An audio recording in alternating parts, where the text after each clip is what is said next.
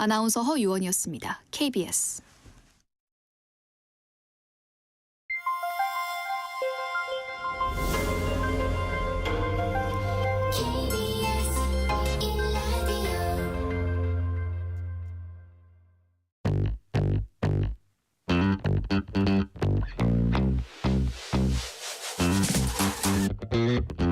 KBS 1라디오 뉴스레터 K.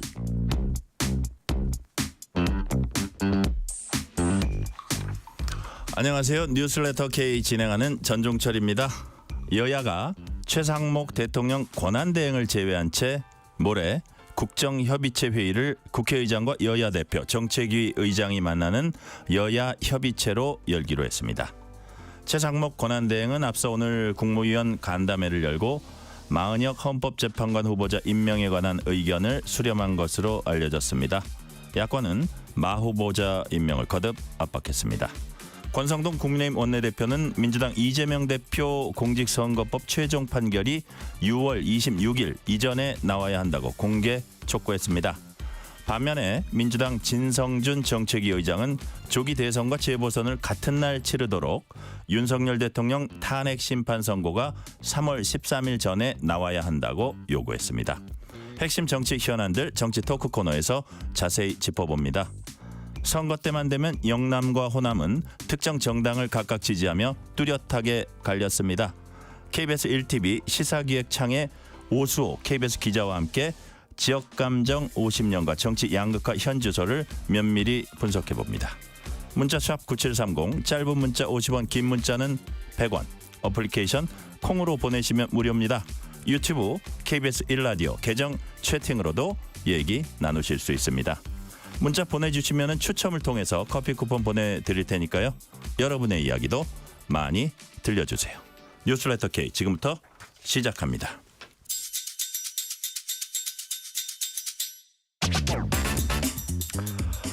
뉴스레터 K 정치 토크, 송영훈 전 국민의힘 대변인, 신현영 전 민주당 의원 나오셨습니다. 어서 오세요. 네, 안녕하세요. 안녕하세요.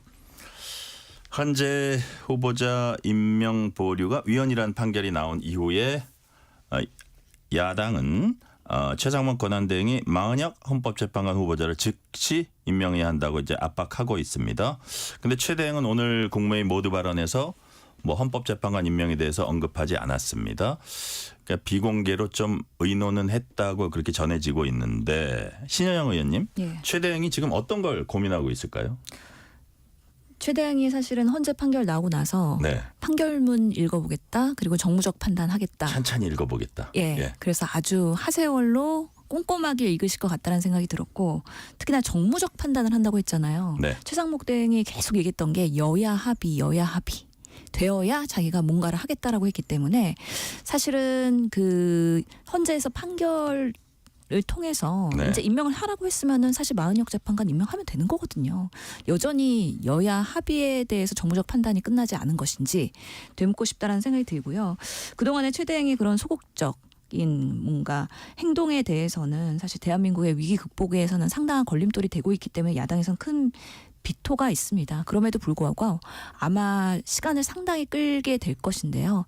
그 이유는 아무래도 한덕수 총리의 탄핵 판결을 기다리고 있는 거 아닌가라는 생각이 듭니다. 네, 송영훈 대변인, 최상목 대행이 어떤 결정을 할까요? 그런 고민을 하고 있는 거죠. 예를 들면 네. 월드컵 결승전에서 후반 45분까지 끝나고 이제 추가 시간입니다. 네, 그라운드 위에 심판이 3명이 있었는데 갑자기 한 명의 심판이 추가로 들어간다. 그 관중들이 납득할 수 있겠는가, 이 부분이죠.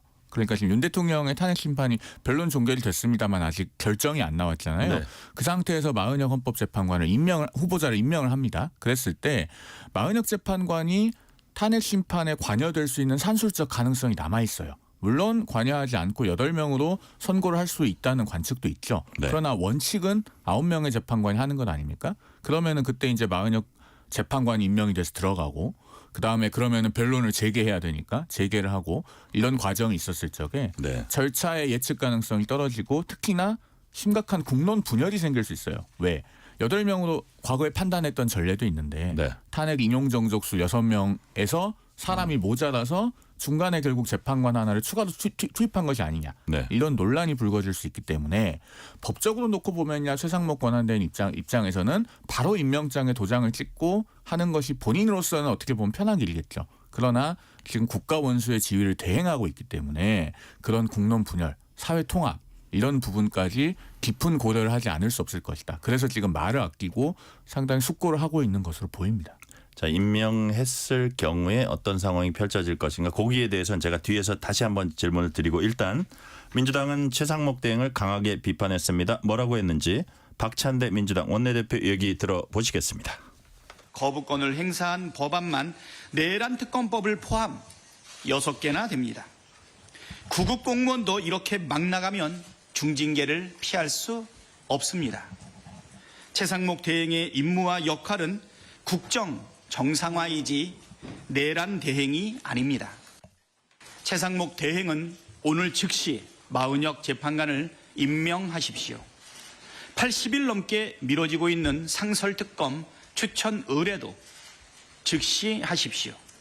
지난주 국회를 통과한 명태균 특검법도 공포하십시오.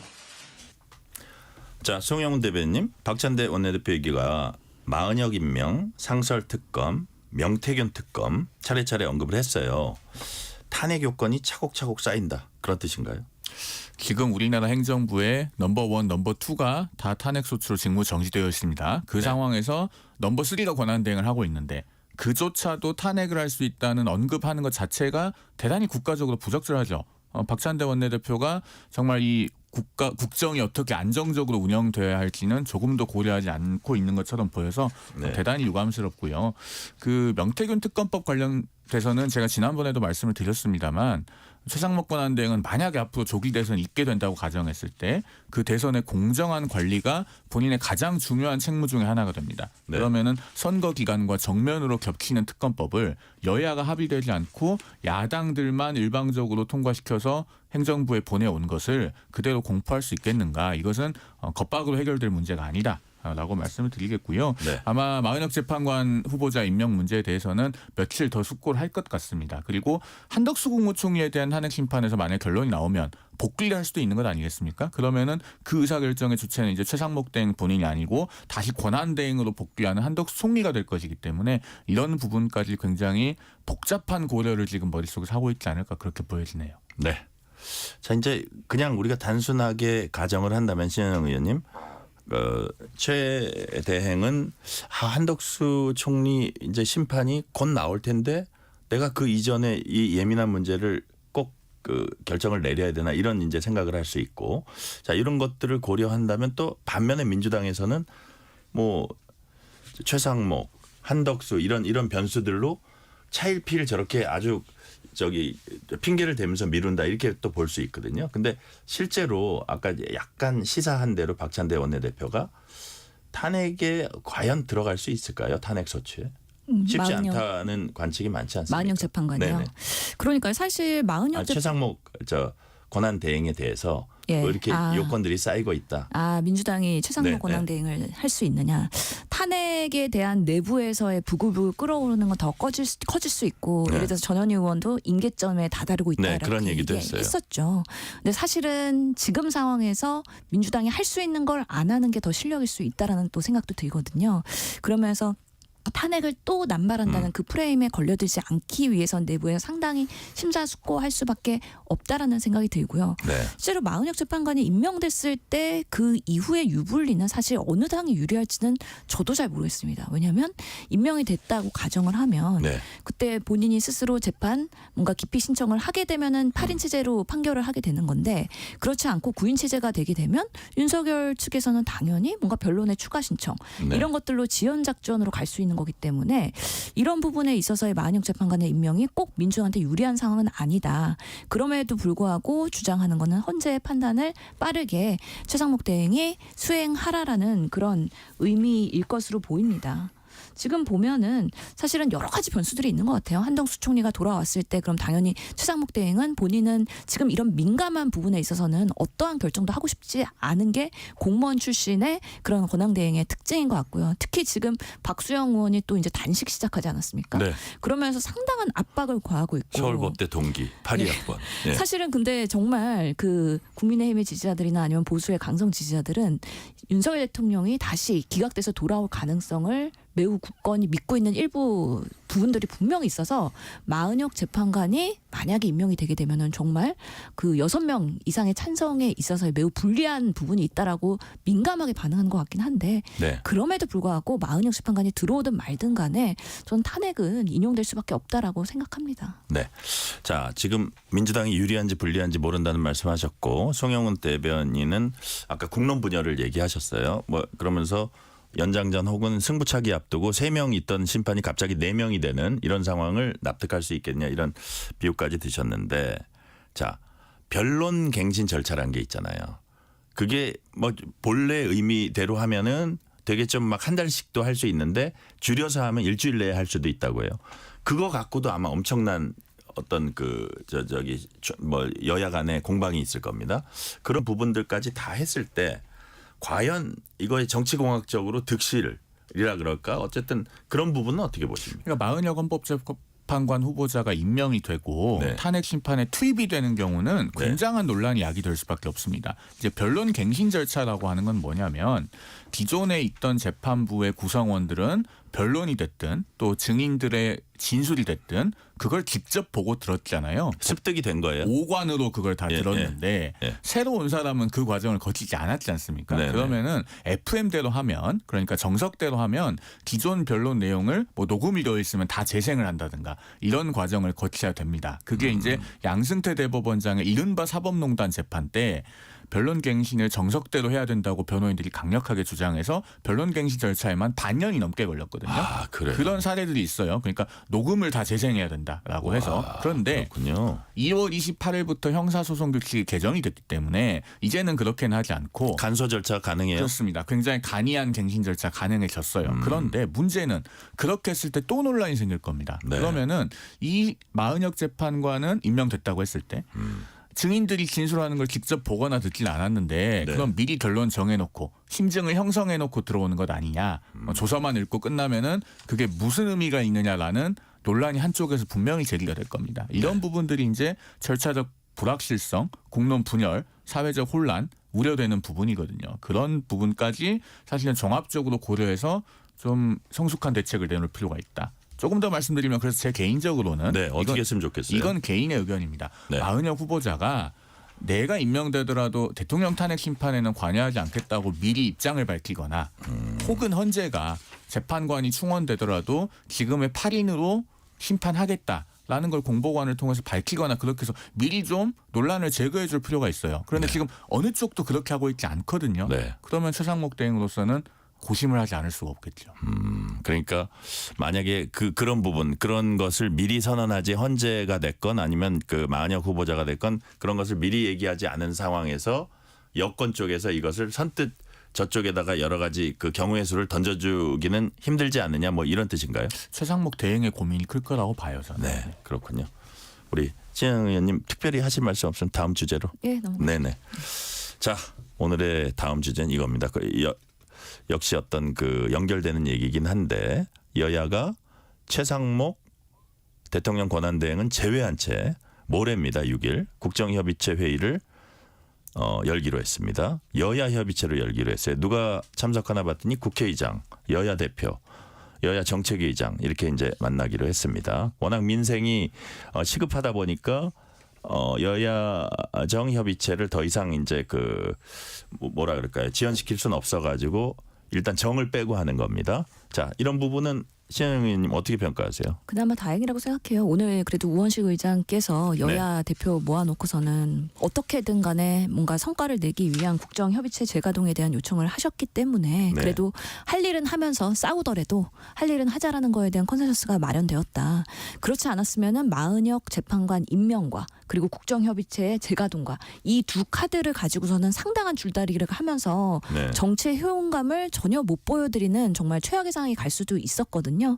그런 면에서는 지금 우리가 눈앞에 두고 있는 추경이나 아니면은 지금 정말 뭐 반도체 특별법이나 AI 지원이나 여러 가지 대한민국이 특히나 외교에 있어서도 트럼프의 여러 가지 경제 압박이 이제 쓰나미처럼 몰려올 텐데 그래도 정치가 뭔가 여야가 같은 공동의 목소리를 낼 때는 힘을 합치자라는 계기를 만들어진 것 같긴 해서 그래도 22대 국회가 지금 비상계엄 이후에 뭔가 성과를 내려고 하는 조그마한 의지라도 이런 방식으로 보였다는 면에서는 긍정적입니다. 네. 정영 대변인은 어떻게 평가하세요? 아무 의미 없는 걸 하고 있죠. 그래요? 왜냐하면은 자 민주당이 지난번에 35조 추경안 얘기했잖아요. 네네. 예산 편성권은 어디에 있습니까?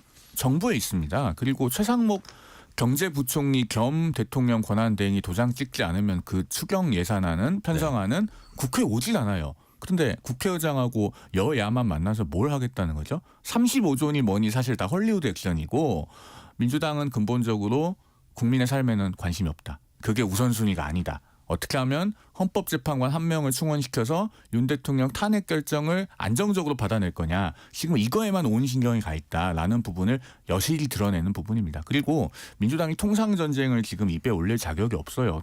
통상전쟁에 가장 잘 대응하려면 누차 말씀드렸지만 현재 행정부 내에서 최고 전문가인 한덕수 국무총리 하루라도 빨리 복귀시켜야 됩니다. 그러면은 국회에서 탄핵소추안 철회하기를 의결하면요. 오늘이라도 당장 복귀할 수 있어요. 그것부터 해야죠. 그러니까 지금 민주당이 말이 앞뒤가 안 맞는다? 그렇죠. 바로 그겁니다. 자가당착의 결정체를 보여주고 있다. 이렇게 말씀드리겠습니다. 신현영 의원님 말씀은 짧게 들어야 될 것 같아요. 그래도 네. 국정협의체가 재가동된다는 거는 최상목 그 권한대행 그동안 매우 수동적으로 역할이 별로 없었다라는 면에서 협의체에서 여야가 합의하면 하여튼 여야가 합의하면은 본인은 응하겠다고 했잖아요. 그런 면에서의 재가동은 큰 의미가 있다라는 생각이 들고 한덕수 총리의 사실은 그런 지금 트럼프발의 여러 어려운 환경에서의 역할은 사실 아쉬운 부분도 있는 건 사실입니다. 그래서 헌재가 어떻게 탄핵에 대한 한덕수 총리의 결과를 낼지 모르겠는데 조만간 낸다고 하니까 그 결과 보면서 또 더 나은 대한민국의 외교 역할을 기대해야 되지 않을까 싶습니다. 우리 알루미늄 기업들은 지금 네. 속이 타들어가는데 정말 정치권만 특히 민주당만 너무 느긋한 것 같습니다. 자, 다음 주제로 넘어갑니다. 민주당 이재명 대표 대장동, 위례, 백현동, 성남 FC 사건 재판이 2주 만에 재개됐습니다. 재판부 교체 뒤에 열리는 첫 재판입니다. 송영훈 변호사님, 재판부 왜 바뀌었고 그로 인해 추가적으로 어떤 절차가 진행돼야 돼요? 보통 이제 법관들은요. 예. 정기적인 인사가 있는 거죠? 그렇습니다. 정기적인 인사 이동이 있고 그리고 같은 법원 안에 있더라도 한 재판부를 만 2년 넘게 담당하는 경우가 그렇게 많지 않습니다. 그렇군요. 물론 예외적으로 2년 이상 담당하기도 하는데요. 그래서 그 이재명 대표의 대장동 사건 재판부인 서울중앙지법 형사합의 33부는 지금 재판관 전원이 바뀌었죠. 그렇기 때문에 이제 이 변론갱신 절차를 밟아야 됩니다. 다만 앞서도 말씀드렸듯이 2월 28일부터 개정된 형사소송 규칙 발효가 됐기 때문에 상당히 간이한 방식으로 변론갱신할 수 있고 빨리 진행이 될 수 그렇습니다. 있다. 그 과정을 아마 재판부가 상당히 단축하려고 할 것이다라는 예상을 해봅니다. 네, 앞으로 좀 단축이 될 것이다라는 건데 여권은 뭐 왜 이렇게 재판을 지연해 오냐 하는데 그렇지 않습니까?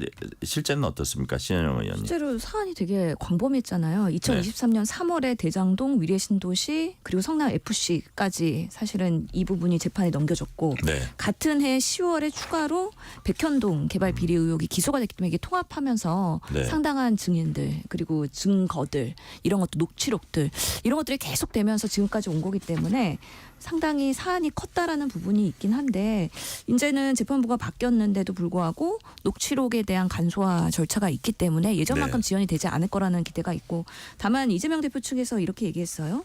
이번에 새 재판부가 복잡한 내용의 사건을 충분히 숙지하려면 녹음을 틀어야 될 필요도 있다라고 네. 이의 제기를 해서 녹취록을 보는 걸 전제로 하되 그래도 녹음 파일을 틀어야 되는 사안에 대해서는 네. 이재명 대표 측에서 이의를 제기했을 때는 또 틀기로 하는 방식으로 진행이 됐기 때문에 앞으로 어떻게 빠르게 진행될지는 조금 더 지켜봐야 된다. 근데 이 부분은 워낙에 이슈가 네. 다양하긴 해서 좀 재판부나 여러 가지 면에서의 그런 헌법 안에서의 그런 준수가 제대로 돼야 되는 부분에 있어서는 당연히 이런 이재명 측에서의 권리 주장도 충분히 가만히 돼야 된다라고 생각이 듭니다. 윤석열 대통령이 충분히 방어권을 보장해야 한다고 하듯이 이재명 대표에게도 충분히 방어권이 보장돼야 된다. 똑같은 상황이죠. 대한민국의 국민은 똑같이 재판을 받으면서도 본인의 그런 방어권은 보장될 수밖에 없다. 그런 면에서 저희도 윤석열 대통령이 지금 그 탄핵 심리에 대한 거를 인내를 갖고 지금까지 지켜보고 있다. 근데 스트레스는 점점 쌓이고 있는 건 사실이긴 합니다. 자, 송영우 대변님. 이 사법 리스크라고 불리는 이재명 대표의 범죄 혐의들을 해설할 때마다요. 제가 네. 참 이해가 안 되는 부분이 있는데 뭡니까? 우리가요. 비리 혐의가 작으면 재판도 빨리 끝나고 유죄면은 빨리빨리 단죄를 받아요. 그런데 비리 혐의가 너무너무 크면 재판하는데 오래 걸려서 부지하세월이고 국민들이 듣다가 지쳐가지고 잊어버리십니다. 지금 이재명 대표가 8개 사건 12개 혐의 5개 재판을 받고 있잖아요. 그런데 지금 이 대장동 사건이 대장동, 백현동, 위례신도시, 성남FC까지 한 사건에 병합이 되어 있어요. 네. 사건이 덩어리가 돼서 언제 끝날지 모릅니다. 그러면서 선거법 사건이 앞으로 가 있으니까 마치 이재명 대표의 사법 리스크는 선거법 위반밖에 없는 것처럼 착각하시는 분들도 많이 계셔요. 그리고 또 지금 이렇게 변론 갱신이 되면서 일부 녹음물을 재생을 한다고 하니 이게 어느 세월에 끝날까라는 생각이 들면서 우리 국민들께서 일반 국민의 재판 절차도 이렇게 하는가 하는 장탄식을 지금 아마 들으면서 하고 계실 것이다 라는 말씀을 드리고 가겠습니다. 중간에 말씀 중에 보니까 하도 혐의들이 이게 뭐라 그럴까요? 이게 규모가 크다 그러나 이게 보기에는요. 나중에 유무죄는 알 수 없습니다만 그런 것들이 많이 있기 때문에 그리고 그게 오래 지연되다 보면 이게 오래 진행이 되다 보면 지연의 문제를 떠나서 일단 사람들이 무뎌질 수 있다. 그 사안에 대해서 이런 게 있었나 하고.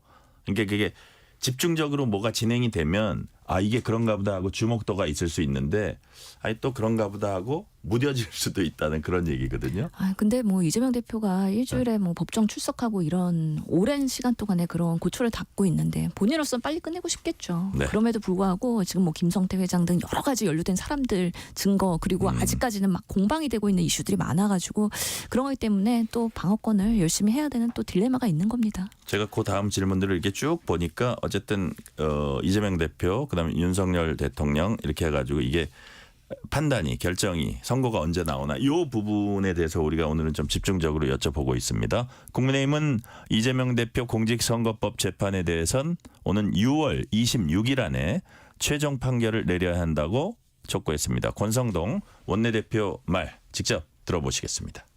모든 재판이 정치 일정과 무관하게 신속히 진행되어야 합니다. 그 시작은 유독 이재명 대표 앞에서만 무기력했던 공직선거법 633 조항의 복원이어야 합니다. 이재명 대표 선거법 재판 1심은 2년 2개월이나 걸렸고 2심은 4개월 하고도 10일이 지나서 3월 26일에 나오게 됩니다. 대법원은 사법부에 대한 국민의 신뢰 회복을 위해 반드시 금년 6월 26일 안에 최종 판결을 내려야 합니다. 2심에서 날린 40여 일을 만회하기 위해 5월 중에 최종심 선고를 내리는 방안도 검토하길 바랍니다. 자, 송영우 대변인 한마디로 빨리 선고해라는 그런 취지의 얘기인데 지금 사실 2심 선고 날짜는 정해졌고 굳이 그런 상황에서 대법원 최종심의 날짜를 이렇게 얘기하는 게 무슨 의미일까요? 최종심까지 선고를 해야 된다는 뜻 아닐까요? 그렇죠. 그리고 만약에 조기 대선이 있게 될 경우에 네. 우리 국민들께서 그 조기 대선에서 신성한 주권을 행사하기 전에 대법원 최종심 결과를 보고 판단하실 수 있어야죠. 그리고 그 대법원 최종심 결과에 따라서는 도핑 테스트 3번 해가지고 약물 복용한 걸로 확인된 선수는 경기에 출전 못해야 되는 거 아니겠습니까? 네. 그걸 얘기하는 겁니다. 지금 권성동은. 근데 현실적으로 지금 6월 26일이라 그러면 만약에 조기 대선이 진짜 현실화되는 가능성을 우리가 생각 안 할 수 없는데 그럴 경우에 날짜가 오히려 이게 앞뒤가 좀 뭐 안 맞는다 그러나 이게 6월 26일이 분명히 뒤가 될 것 같은데 그렇더라도 날짜를 박는 이유가 뭐냐 이거. 일단은요. 제가 이걸 먼저 말씀드리면 만약에 조기 대선이 있게 되면 네. 대통령 선거가 지금 3년 간격이잖아요. 그리고 이재명 대표의 선거법 위반은 지난 대선에서의 허위사실 공표 혐의입니다. 네. 그게 새로운 대선에서까지 최종 결과가 안 나와서 그대로 다시 피선거권을 갖는다는 게 일단은 말이 안 되죠. 올림픽으로 치면 우리 도쿄올림픽 2021년에 있었습니다.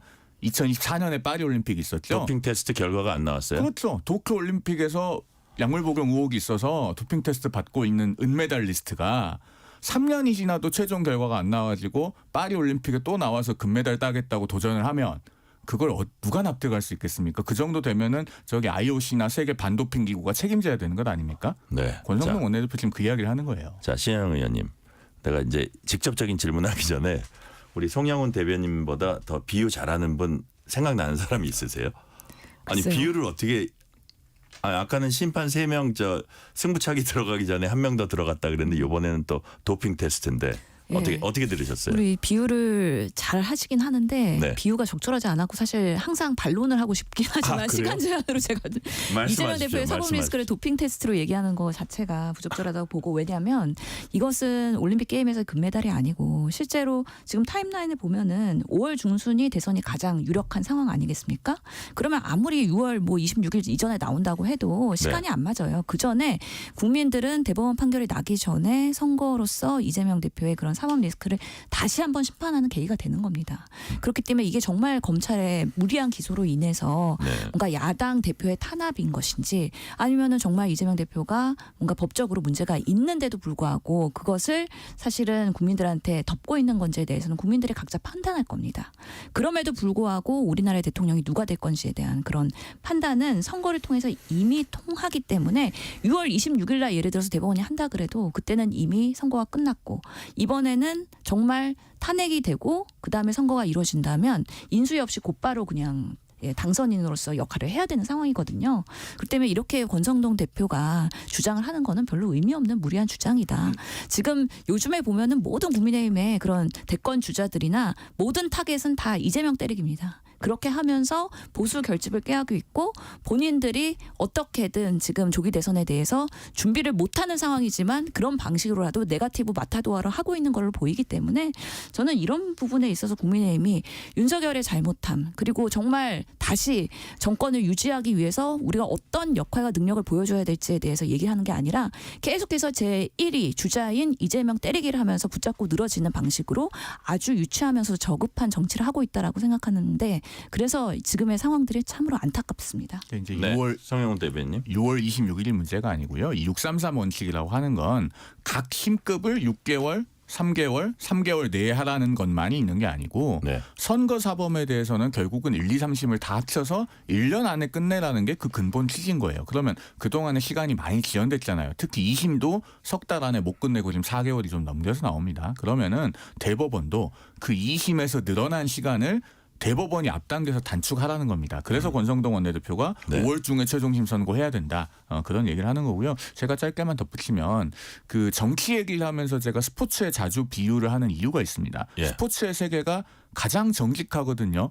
몸으로 경쟁하고 땀 흘려서 준비하고 그걸로만 승부를 봐야 되고 사실 약물 복용하는 것은 가장 불명예스러운 반칙입니다. 정치에서는요. 말과 글이 기본적인 수단이잖아요. 그 언어에 허위사실 공표가 섞여 있으면 그거야말로 약물 복용하고 똑같은 거예요. 왜냐하면 국민들은 정치인이 하는 말과 글을 보고 판단할 수밖에 없거든요. 그런데 거기에 거짓이 섞여 있으면 뭘 보고 주권자가 선택을 할 수 있겠습니까? 제가 반론 하나 해야 될 것 같은데요. 네, 그 신영 도핑 의원님. 테스트는 의학적으로 명확한 기준이 있기 때문에 이거는 정쟁의 요소가 되거나 아니면 누구는 봐주고 누구는 안 봐주고 이렇게 할 수 없는 매우 객관적인 기준 잣대다. 그러면서 모든 운동선수한테 공평하지만 실제로 기소가 되고 사법 리스크라는 거는 야당인 경우에는 상당히 검찰이 무리한 기소나 아니면은 정말 작정하고 할 수 있기 때문에 아니 김건희 여사의 도이치모터스 이런 거 다 덮잖아요. 그리고 야당인 경우에는 정말 사살을 합니다.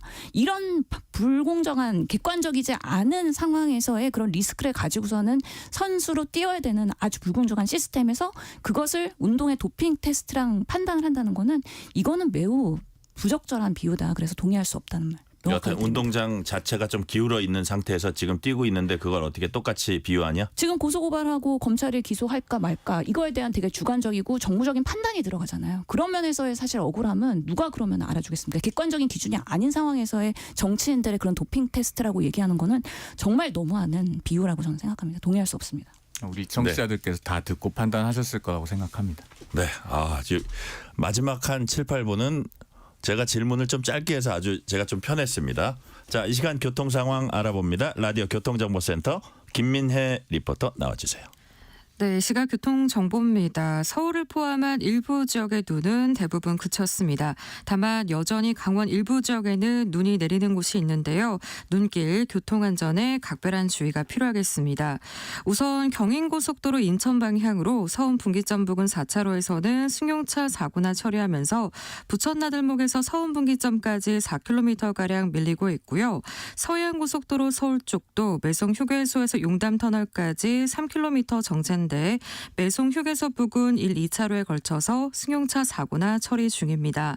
중부고속도로 남이 쪽도 모가 부근 2차로에서 승용차 사고나 처리하고 있어서 뒤쪽으로 짧은 정체 이어지고 있으니까요. 차로 변경에 각별한 주의가 필요하겠습니다.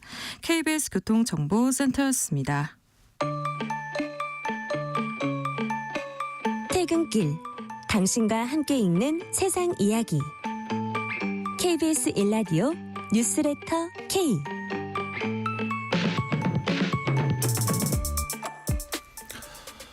실시간 교통 상황 살펴봤습니다. 뉴스레터 K 정치 토크.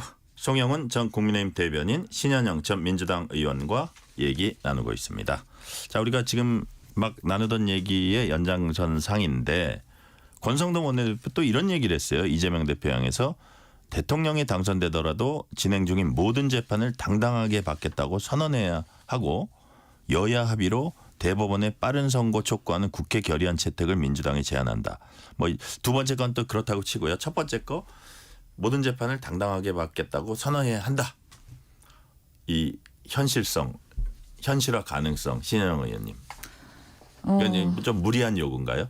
서로에게? 뭐 그냥 공격적인 그냥 수사라고 보이는 거예요. 그래요? 그래서 권성동 대표는 이제 이재명 때리기에 주도를 하고 있는 분이기 때문에 계속해서 대통령 될 것 같으니까 그런 사법 리스크에 대한 것들을 계속 부각시키면서 이분이 대통령으로서의 적임자인가 그렇지 않다라는 걸 반대급부로 얘기를 하는 건데요. 네. 실제로 대통령이 내란 또는 외환의 죄를 범한 경우 제외하고서는 재직 중에는 형사상 소출을 받지 않는다. 이것에 대한 헌법 84조에 대한 해석이 사실 이 법조계에서도 되게 의견이 분분하더라고요. 그래서 아마 이재명 대표가 정말 당선이 됐을 때 이 부분을 어떻게 해석하고 어떻게 적용하느냐에 따라서 상당히 대한민국이 쪼개질 수 있는 우려가 있다라는 게 참 걱정이 되고요. 그러면서 결국에는 그런 것들도 이제는 헌재가 판결을 하고 유권 해석해주지 않겠습니까? 그래서 저는 이것이 어떻게 적용이 된다라고 주장하는 것이 지금 상황에서는 너무 정쟁용으로만 활용되는 것 같아서 뭐 특별히 제가 의견과 주장을 드리지는 않겠습니다. 송영은 대변인, 헌법 84조 재판 중단, 재판 진행. 뭐 이쪽이 다수설이다 이런 얘기가 많은데 이건 어떻게 보세요? 제가요. 이게 작년 6월에 헌법 교과서 7권을 찾아본 적이 있어요. 그때 예. 한동훈 전 국민의힘 대표가 이 헌법 84조 문제를 처음 제기했거든요. 예. 그게 작년 6월 8일과 6월 9일입니다. 그래서 제가 7명의 헌법학자들의 교과서를 찾아봤는데 이 헌법 84조의 소추의 의미에 대해서 네. 기소라고 풀이하신 분이 2분, 재판까지 포함한다고 쓰신 분이 3분, 재판까지 언급하신 분이 3분, 예. 그리고 따로 뜻풀이를 안 한 분이 2분 이렇게 있더라고요. 그런데 7분 공통적으로 네. 대통령에 취임하기 전에 이미 피고인으로 형사재판을 받고 있던 경우에 그러면은 임기가 개시되고 나면 재판이 중단되는가. 이 문제를 직접적으로 서술한 분이 한 분도 없었습니다. 그러니까 이재명 대표가 최근에 한 방송에서 다수설이라는 언급을 했는데 뭘 근거로 다수설이라고 말씀하시는지 저는 잘 모르겠어요. 자, 어쨌든 이 헌법 84조는 불소추 특권입니다. 대통령의. 그런데 우리 국회의원도 불체포 특권이 있잖아요. 네. 특권이라고 하는 것은 언제든지 포기할 수 있는 겁니다. 그러면은 이 헌법 84조의 불소추 특권의 범위를 어떻게 해석하든지 간에 네. 즉 이미 하고 있던 재판도 중단된다고 설령 해석하더라도 본인이 그 특권을 포기하기로 하면 계속 재판 받을 수 있는 거예요. 이거를 대통령 선거에 나가기 전에 사건이 대법원에 올라가면 이재명 대표 본인이 대법원의 의견서 내서 내가 설령 대통령이 되더라도 난 계속 재판 받겠습니다. 라고 의견서 제출하고 국민 앞에도 천명하는 게 맞아요. 왜냐하면 이 헌법 84조는 1948년에 재헌헌법 때 붙어 있었습니다. 우리 헌법을 만드신 분들이 그 네. 당시에 상상하지 못했다 이 케이스를. 상상하지 못했을 뿐더러 네. 범죄 혐의를 받고 있는 사람이 대통령이 된다고 해서 그 재판 중단시키려고 이 조항을 만들었겠습니까? 대한민국은 일제강점기 전까지 양반과 양반 아닌 사람의 신분이 구별이 있었던 사회입니다. 대한민국을 만들면서 그런 거 완전히 없어졌잖아요. 그런 세상을 헌법으로 기초해서 만들면서 특권을 주기 위해서 헌법 84조를 만들었다? 그것은 아마 우리 헌법의 제정 과정과 전혀 맞지 않는 이야기입니다. 대통령의 그 국정을 수행하는 데 있어서 안정성과 뭐 독립성 이런 걸 주기 위해서 만들었다 이런 식으로 또 반론을 제기하기도 하거든요. 그러니까 그 부분은 네. 대통령이 직무를 수행하다 보면 법에 위반되는 부분이 경우에 따라서 발생할 수도 있죠. 예. 그런 것을 재직 중에는 소추하지 않겠다는 것이지 기존에 이미 사인의 지위에서 범죄 혐의를 받고 그거하고는 있었는데 다르다. 재판을 중단시키겠다는 의도는 아닌 것이죠. 네, 신영 의원님 조금 반론 있을 것 같아요. 그 반대 해석도 많기 때문에 사실 이거는 진짜 경험해보지 않으면 사실 어떤 게 정답인지 알 수가 없을 것이고 네. 아마 헌재에서 이 부분에 대해서 심도 있게 논의를 하면서 어떻게 하는 것이 대한민국을 위해서 현명한 판단인지에 대해서 그때 가보면 결정이 될 것이다. 그래서 그 전까지는 사실 뭐 여당은 여당대로 야당은 야당대로의 본인들의 주장을 할 수밖에 없는 상황이라고 보입니다. 네. 반면에 민주당 진성준 정책위 의장은 헌법재판소를 향해서 윤 대통령 탄핵 결정을 오는 13일 이전에 내려주기를 바란다고 했습니다. 그 근거를 좀 제시를 했어요. 3월 13일 이전에 만약에 결정이 나면 인용이 되면은 4월 2일로 예정된 올해 상반기 재보궐선거 5월 조기 대선이 같은 날 치러지게 돼서 세금 367억 원을 절감할 수 있다는 주장입니다. 송영훈 대변인 어떻게 평가하십니까? 이건 제가 정확하게 번역기를 돌려드려야 될 것 같습니다. 아, 그래요? 왜냐하면은 헌재가 3월 13일 이전에 결정을 하잖아요. 네. 그러면은 대법원에서 이재명 대표 선거법 위반 사건 선고가 네. 조기 대선일 전까지 나올 수 있는 방법이 없어요. 그 얘기가 여기 숨겨져 있습니다. 왜냐하면 우리 헌법상 대통령의 권위가 발생하면 네. 다음 대통령을 60일 이내에 뽑아야 되잖아요. 네네. 그러면 3월 12일까지 만약에 헌재가 결정했다. 그리고 그 결과가 기각이 아니고 인용이다. 라고 했을 때는 그러면 5월 11일까지 대선을 해야 됩니다. 그런데 3월 26일에 지금 이재명 대표 항소심 선고가 예정되어 있잖아요.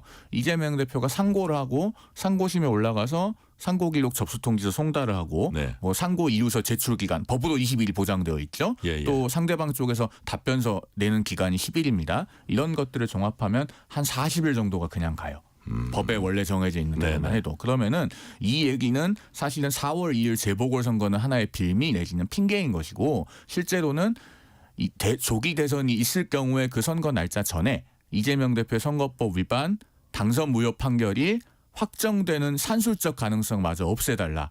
이걸 지금 주문하는 겁니다. 아, 그런 거예요? 그렇습니다. 이런 부분을 정확하게 나와서 방송에서 풀어드리는 것이 저 같은 사람의 역할이 아닌가 싶네요. 신영 의원님. 뭐 2심에서 네. 사실 100만 원 이하 선고 받을 가능성도 있잖아요. 그렇기 때문에 뭔가 유죄가 나올 것이다. 그래서 선거권 박탈될 것이다. 전제하고서는 그렇게 계산기를 돌리기는 쉽지 않다라는 생각이 들고 지금 헌재가 그래서 언제 이 탄핵에 대한 판결을 할 것이냐 예측이 난무하고 있잖아요. 네. 예를 들어서 금요일 날 주로 할 것이다. 그래갖고 뭐 7일 날 할 수도 있다. 14일 날 할 수도 있다라는 얘기가 있고 아니면 지금 화목 주로 그때 탄핵 심리를 했었기 때문에 이번 주 다음 주 정도의 화목에 가능하지 않을까. 그게 바로 13일 전후가 될 것 같아서 헌재가 만약에 날짜를 판단할 때 네. 이런 부분까지도 고려할 수 있다. 이게 뭐 367만 원의 선거 비용을 보존할 수 있다는 거기 때문에 이왕이면 우리 국민들이 번거롭지 않도록 통일하는 방안도 고려해 볼 수 있다라고 한 가지 아이디어를 낸 거라고 생각합니다. 저는 오히려요. 네, 정영 대변인 짧게. 예. 진성준 의장의 이 말 때문에 네네. 헌재가 3월 13일 이전에 결정 내리기가 더 어려워졌다고 생각합니다.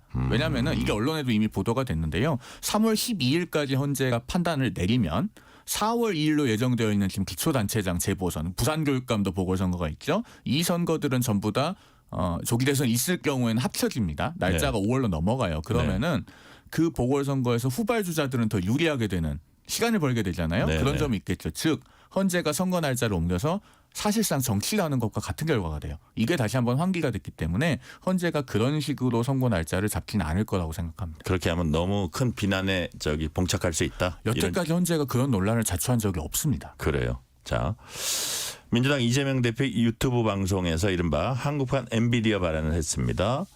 자, 여권에서 비판이 쏟아지고 있고 뭐 이랬더니 여당이 색깔론 꺼내 들었다 반발했고 이재명 대표도 직접 반론을 제기했어요. 이게 어떤 일이 있었던 거예요, 진영 의원님? 요즘에 그 이재명 대표가요 네. 계속해서 정책 얘기를 많이 하고 있거든요. 예, 그래서 뭐 민주연구원 유튜브든 아니면 모두의 질문 Q라는 채널을 또 열어서 민주당에서 계속해서 이슈에 대한 정책적인 전문가들과 이재명 대표의 토론을 시리즈로 보내고 있어요. 근데 최근에 한 것이 바로 AI에 관련된 것인데 네. 이재명 대표가 이렇게 얘기했죠. 민주당 싱크테크 민주연구원 유튜브 채널에서 앞으로 도래할 인공지능 사회에서 엄청난 생산성의 일부를 공공의 영역이 역할을 할 것인데 네. 본인의 목표 중에 하나는 모든 국민들이 생성형 AI를 쓸 기회를 만들어주는 거. 왜냐하면 지금 GPT 같은 경우에는 월 이용료가 $20 정도 이상 네네. 되기 때문에 사실 유료 사용이 접근성이 좀 떨어지는 부분인데 그런 부분에 있어서의 뭐 GPU의 중요성도 얘기하고요. 엔비디아가 워낙에 지금 수익을 많이 내고 있으니까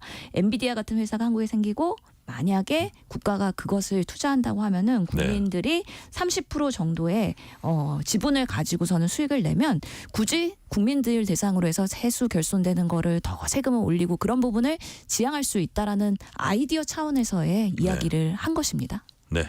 자, 근데 여당이나 여당의 잠룡들은 왜 이렇게 또 이거 갖고 민감하게 반응을 하죠? 어떤 부분 때문에 그렇습니까? 이게요. 세계화된 세상 그리고 기술과 AI 같은 것에서 경쟁을 하고 있는 세상을 전혀 이해하지 못하고 하는 이야기 아니겠습니까?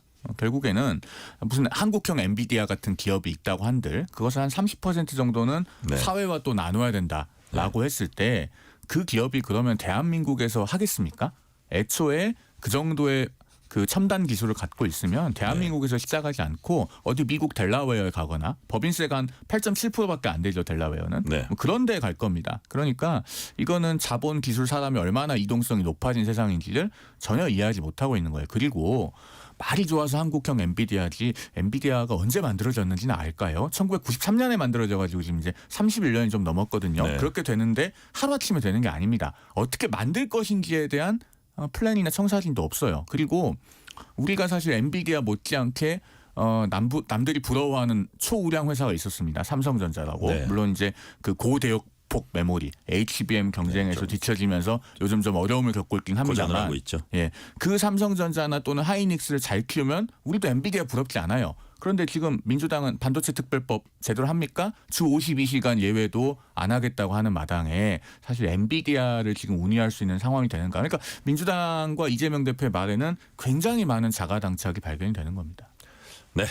국민의힘 한동훈 전 대표가 당대표 사퇴 76일 만에 공개 활동 재개했습니다. 잠재적 대선 행보로 보여지는데 자, 뭐 일정들 예정돼 있습니다. 근데 이런 가운데 국민의힘 지도부 박근혜 전 대통령 예방했는데 박 전 대통령이 한 대표를 좀 겨냥 염두에 둔 듯한 발언. 돌이켜보건대 집권당 대표가 소신이 지나쳐 사사건건 대립각을 세우는 건 바람직스럽지 않다. 그래서 한 대표를 겨냥한 걸로 좀 이렇게 해석은 되고 있는데 자, 우리 송영훈 대변인 이제 가까이서 지켜보시고 쭉 당내 상황 지켜보셨으니까 친윤들의 어떤 저항, 그 친윤들은 뭐 약간 좀 강성화된 당원들의 지지를 등에 업고 있다고 생각하고 지금 그런 모습들이 좀 보여지잖아요. 어제 박근혜 전 대통령 얘기에서도 약간 반영이 되는데 그런 것들을 뚫고 한 전 대표가 만약에 대선이 가시화됐을 경우에 정착하는 게 가능하다고 보세요. 어떠세요? 불가능할 것도 없죠. 네. 왜냐하면은 국민의힘이라고 하는 정당은요. 그동안에 당원들이 굉장히 놀라운 집단 지성을 발휘해서 빠른 시간 내에 전략적 선택을 해온 당입니다. 2021년 6.11 전당대회에서 네. 30대의 이준석 전 대표를 당 대표로 선출할 때 그때 영선이었지 않습니까? 네. 그런데 한 달여 만에 바람이 불어서 영선의 30대 당대표를 선출했어요. 네. 왜? 너무너무 집권을 하고 싶었거든요. 그리고 사실 적폐 수사를 하고 박근혜 전 대통령 수사도 했던 윤석열 전 검찰총장이 네. 입당을 하니까 석 달 만에 대선 후보가 됐습니다. 그런 그 풍토를 가지고 있어요. 그러면은 앞으로 만약에 조기 대선이 발생을 한다고 가정했을 때 민주당이 내세울 프레임은 뻔합니다.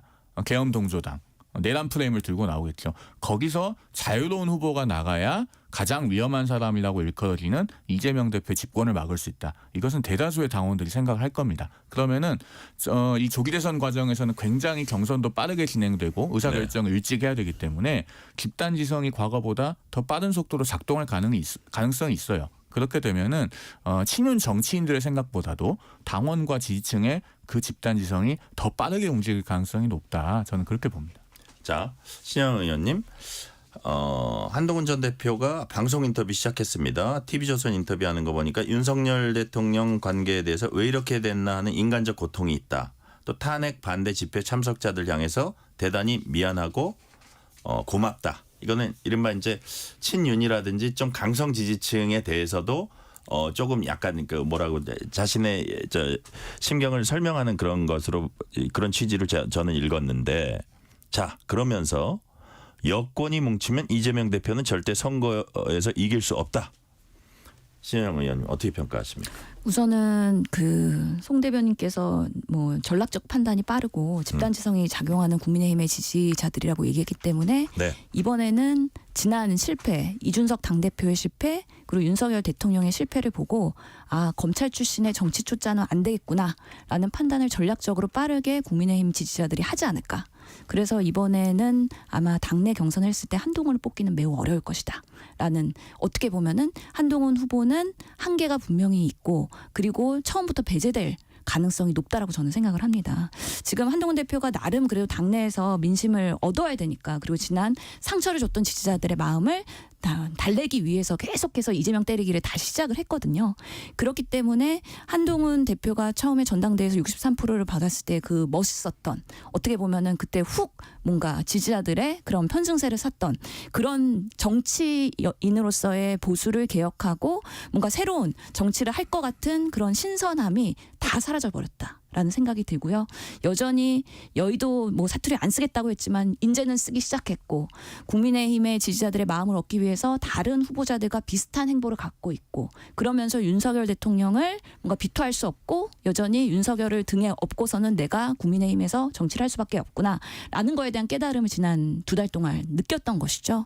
그런 면에서는 별로 한동훈의 신선함이나 아니면은 다른 후보와의 차별화, 경쟁력이 별로 떨어진다고 생각을 하기 때문에 지금으로서는 뭐 이번에 안 나올 수는 없었겠지만 정치를 계속하려면 대선 후보로 되기에는 매우 어려울 것이다라는 부정적인 예측이 더 크지 않을까.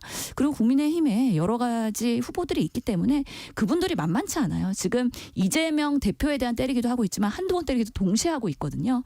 그런 면에서 지지율이 다시 반등할 수 있을까에 대해서는 좀 회의적인 부분들이 있습니다. 자, 이 부분은 송영훈 대변인이 조금 입이 들썩들썩하는 걸 제가 봤거든요. 기회를 짧게만 드리겠습니다. 말씀드릴게요. 정치에서요. 우리가 상대 당에서 이렇게 박하게 평가할 때는 그만큼 내심에서는 위협적인 겁니다. 저도 김부겸 전 총리나 김두관 전 경남지사 같은 분들 방송에 나오면 박하게 평가하지 않거든요. 예, 그 점만 말씀드립니다. 네. 근데 저는 의외로 신영 의원님. 예, 위협적이어서 박하게 평가하는 패널은 아니어가지고요. 그 반대일 수도 있습니다. 자, 근데 제가 두 가지 질문 드린 것 중에 신영 의원님이 첫 번째 한동훈에 대한 평가에 집중을 하시다 두 번째 질문을 이제 까먹으셨는데, 자, 여권이 뭉치면 이재명 대표는 절대 선거에 이길 수 없다. 여기에 대해서는 어떻게 평가하세요? 여건이 뭉치면 이재명 한동훈 전 대표를 대표의 말이에요. 어제 예. 저기 인터뷰에 나와서. 예, 그러니까 이재명 때리기를 계속하는 거죠. 그러면서 나는 이재명을 이길 수 있는 국민의힘의 후보라는 걸 어필하고 싶은 건데 네. 그렇다면 어떤 것을 어필할 거에 대한 것들이 전혀 보이고 있지는 않아요. 그러면 대한민국의 미래의 비전을 뭔가 제시할 수 있는지, 아니면 당내에서라도 본인의 그런 고립된 지지율을 타파할 수 있는 뭔가의 다른 카드가 있는지 지금으로서는 전혀 보이고 있지 않기 때문에 그런 부분들에 대한 점프업이 되지 않는다 그러면 이번에 어렵다. 그래서 많은 분들이 한동훈 대표는 국회의원 먼저 하고 원내에서 경험 쌓고 그다음에 더 큰 정치해야 된다라고 얘기하는 것이 지금의 그냥 냉정한 평가라고 생각을 합니다. 송영훈 대변인, 제가 지금 여쭤봤던 여권이 뭉치면 이재명 대표는 선거에서 이길 수 없다.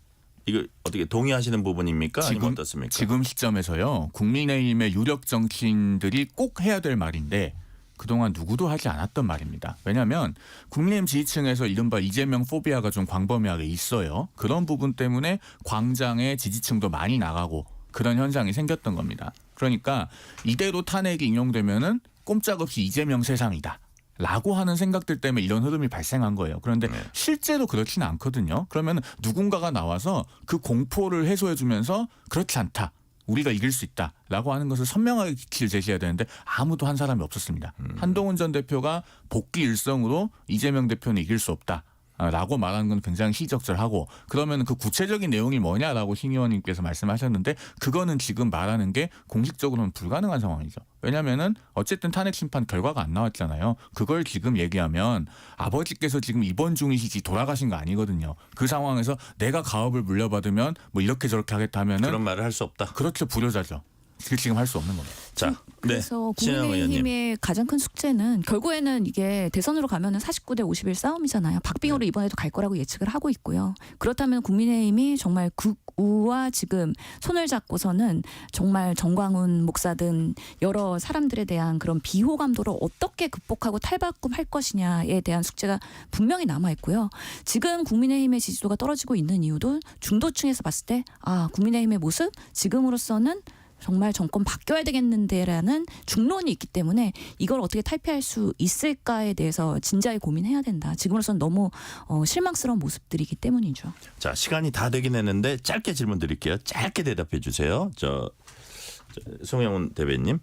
한동훈 전 대표는 자신이 정치 브로커 명태균 씨와 연루됐다고 주장한 서정욱 변호사에 대해 자유민주주의 체제 파괴하는 범죄행위라는 법적 대응 예고했습니다. 송영훈 변호사님, 이거 어떻게 된 거예요? 이게 뭐냐면요. 네. 그 박세현 서울고검장, 그다음에 네. 김유철 수원지검장, 그다음에 홍장원 전 국정원 1차장의 보좌관 이모 씨, 그리고 한동훈 전 대표가 모두 현대고 출신이어서 네. 이 현대고 4인방이 윤 대통령의 어떤 불법적인 체포 구금을 야기하고 또 윤 대통령이 뭐 한동훈 4인방에게 억울하게 당했다. 이런 가짜 뉴스가 지금 유포되고 있습니다. 예, 그래서 예. 관련된 가짜 뉴스를 유포하고 있다고 지금 지목된 분들이 서정욱 변호사 그리고 그 성창경 TV라고 하는 유튜브를 진행하는 성창경 자유통일당 수석 대변인 네. 그리고 그 뉴탐사의 강진구 전 기자라는 분이 있어요. 이 세 분이 지목이 됐고 한동훈 전 대표 측에서 이것은 명백한 허위 사실이다. 그러니까 서울고검장, 수원지검장이 현대고 출신인 건 맞지만 네. 한동훈 전 대표가 정치에 입문한 이후로 한 번도 연락한 적이 없다. 그리고 뭐 국정원 전 1차장의 보좌관이라고 한 사람은 네. 그런 사람이 존재하는지도 모르겠다. 이런 입장을 밝히고 있고 고발한다고 예고를 한 상태입니다. 여기까지 말씀 듣겠습니다. 송영훈 전 국민의힘 대변인, 신현영 전 민주당 의원이었습니다. 말씀 감사합니다. 감사합니다. 감사합니다. 뉴스레터 K 1부 마치고 2부가 이어집니다.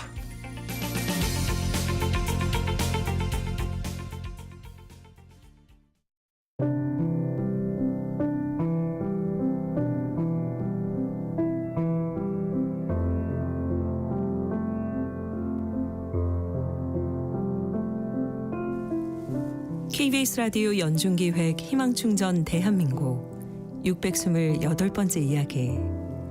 안녕하세요. 아나운서 김지윤입니다. 고등학교 3학년 희수는 수업이 끝나면 바로 집으로 달려갑니다. 오래된 계단식 주택 옥탑층에 살고 있는 희순의 가족. 거친 숨을 몰아쉬며 도착한 집엔 엄마와 뇌병변 장애를 가지고 태어난 2살배기 남동생이 있습니다. 병원과 치료실을 오가느라 지친 엄마를 대신해 동생을 돌보기 시작하는 희수. 수시로 침을 닦아내고 뻣뻣해진 몸을 마사지하며 우는 아이를 챙깁니다. 반복되는 간호와 힘겨운 생활고에 점점 웃음을 잃어가는 두 사람. 집에 와서도 마음 편히 책 한 번 못 보는 희수가 엄만 너무도 안쓰럽고 가엾기만 합니다. 장애 지원금만으로 힘겹게 생활하고 있는 희수 가족을 위해서 여러분의 응원과 사랑을 보내주세요.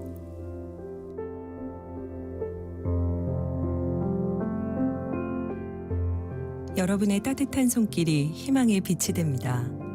ARS 060-700-1580 060-700-1580 한 통화 3,000원으로 희망을 선물해 주세요. KBS 라디오 연중기획 희망충전 대한민국은 초록우산 어린이재단, 인탑스 주식회사 그리고 청취자 여러분과 함께합니다. ARS 060-700-1580 한 통화 3,000원입니다.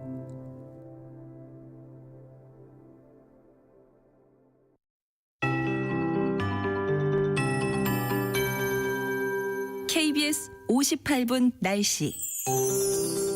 눈비구름이 동쪽으로 이동을 하면서 강원도와 충북, 경북 지역을 중심으로 눈이 내리고 있고 강원 산지에는 대설특보가 발효 중입니다. 수도권은 곳곳에 약한 진눈깨비가 내리고 있습니다.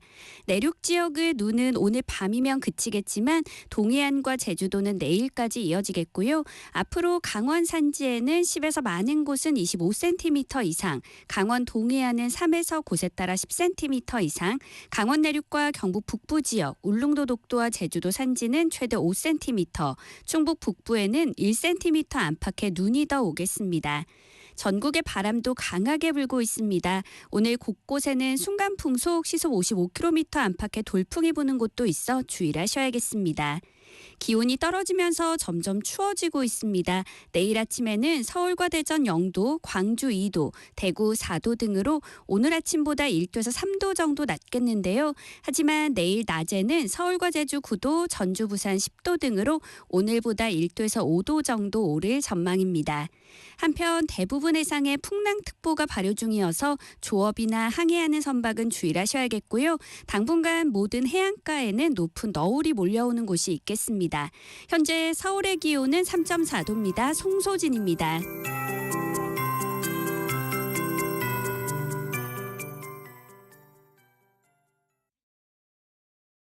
정성을 다하는 국민의 방송 KBS가 6시를 알려드립니다. AM 711kHz, FM 97.3MHz, KBS 1라디오입니다. HLKA.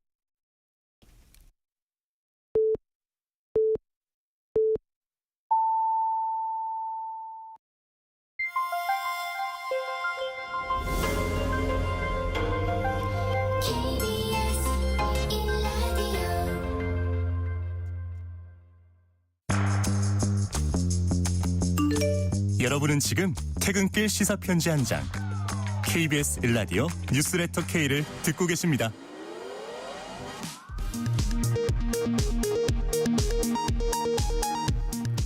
이 시각 라디오 정보센터 뉴스입니다. 마은혁 헌법재판관 후보자의 미임명은 위헌이라는 헌법재판소 결정이 나온 뒤 닷새가 지났지만 최상목 대통령 권한대행은 오늘도 침묵을 지키며 임명 여부를 밝히지 않았습니다. 더불어민주당은 헌법을 지키지 않는 내란 대행이라며 최 대행을 맹 비난했고 국민의힘은 탄핵 심판을 앞두고 새 재판관을 임명해선 안 된다며 맞섰습니다. 조국혁신당은 국민의힘이 불법을 사조한다고 비판했습니다. 헌법재판관 3명을 처단하라고 옥중 편지에 쓴 김용현 전 국방부 장관과 탄핵 반대 집회 연단에서 헌법재판소를 처부수자라고 발언한 국민의힘 서천호 의원이 내란 선동 혐의로 경찰에 고발됐습니다. 민주당은 서천호 의원 제명안과 징계 요구안을 제출했습니다. 비상계엄 사태를 수사하는 경찰이 박현수 서울경찰청장 직무대리 등 경찰 관계자 57명을 내란 혐의 등으로 추가 입건했습니다. 안창호 국가인권위원장이 국제인권기구에 헌법재판소를 비난하는 내용의 서한을 보낸 것으로 확인됐습니다. 민주당은 내란 동조자 인권에만 연연한 인권 파괴자로 기억될 것이라며 반발했습니다. 지금까지 라디오 정보센터 뉴스 편유희였습니다.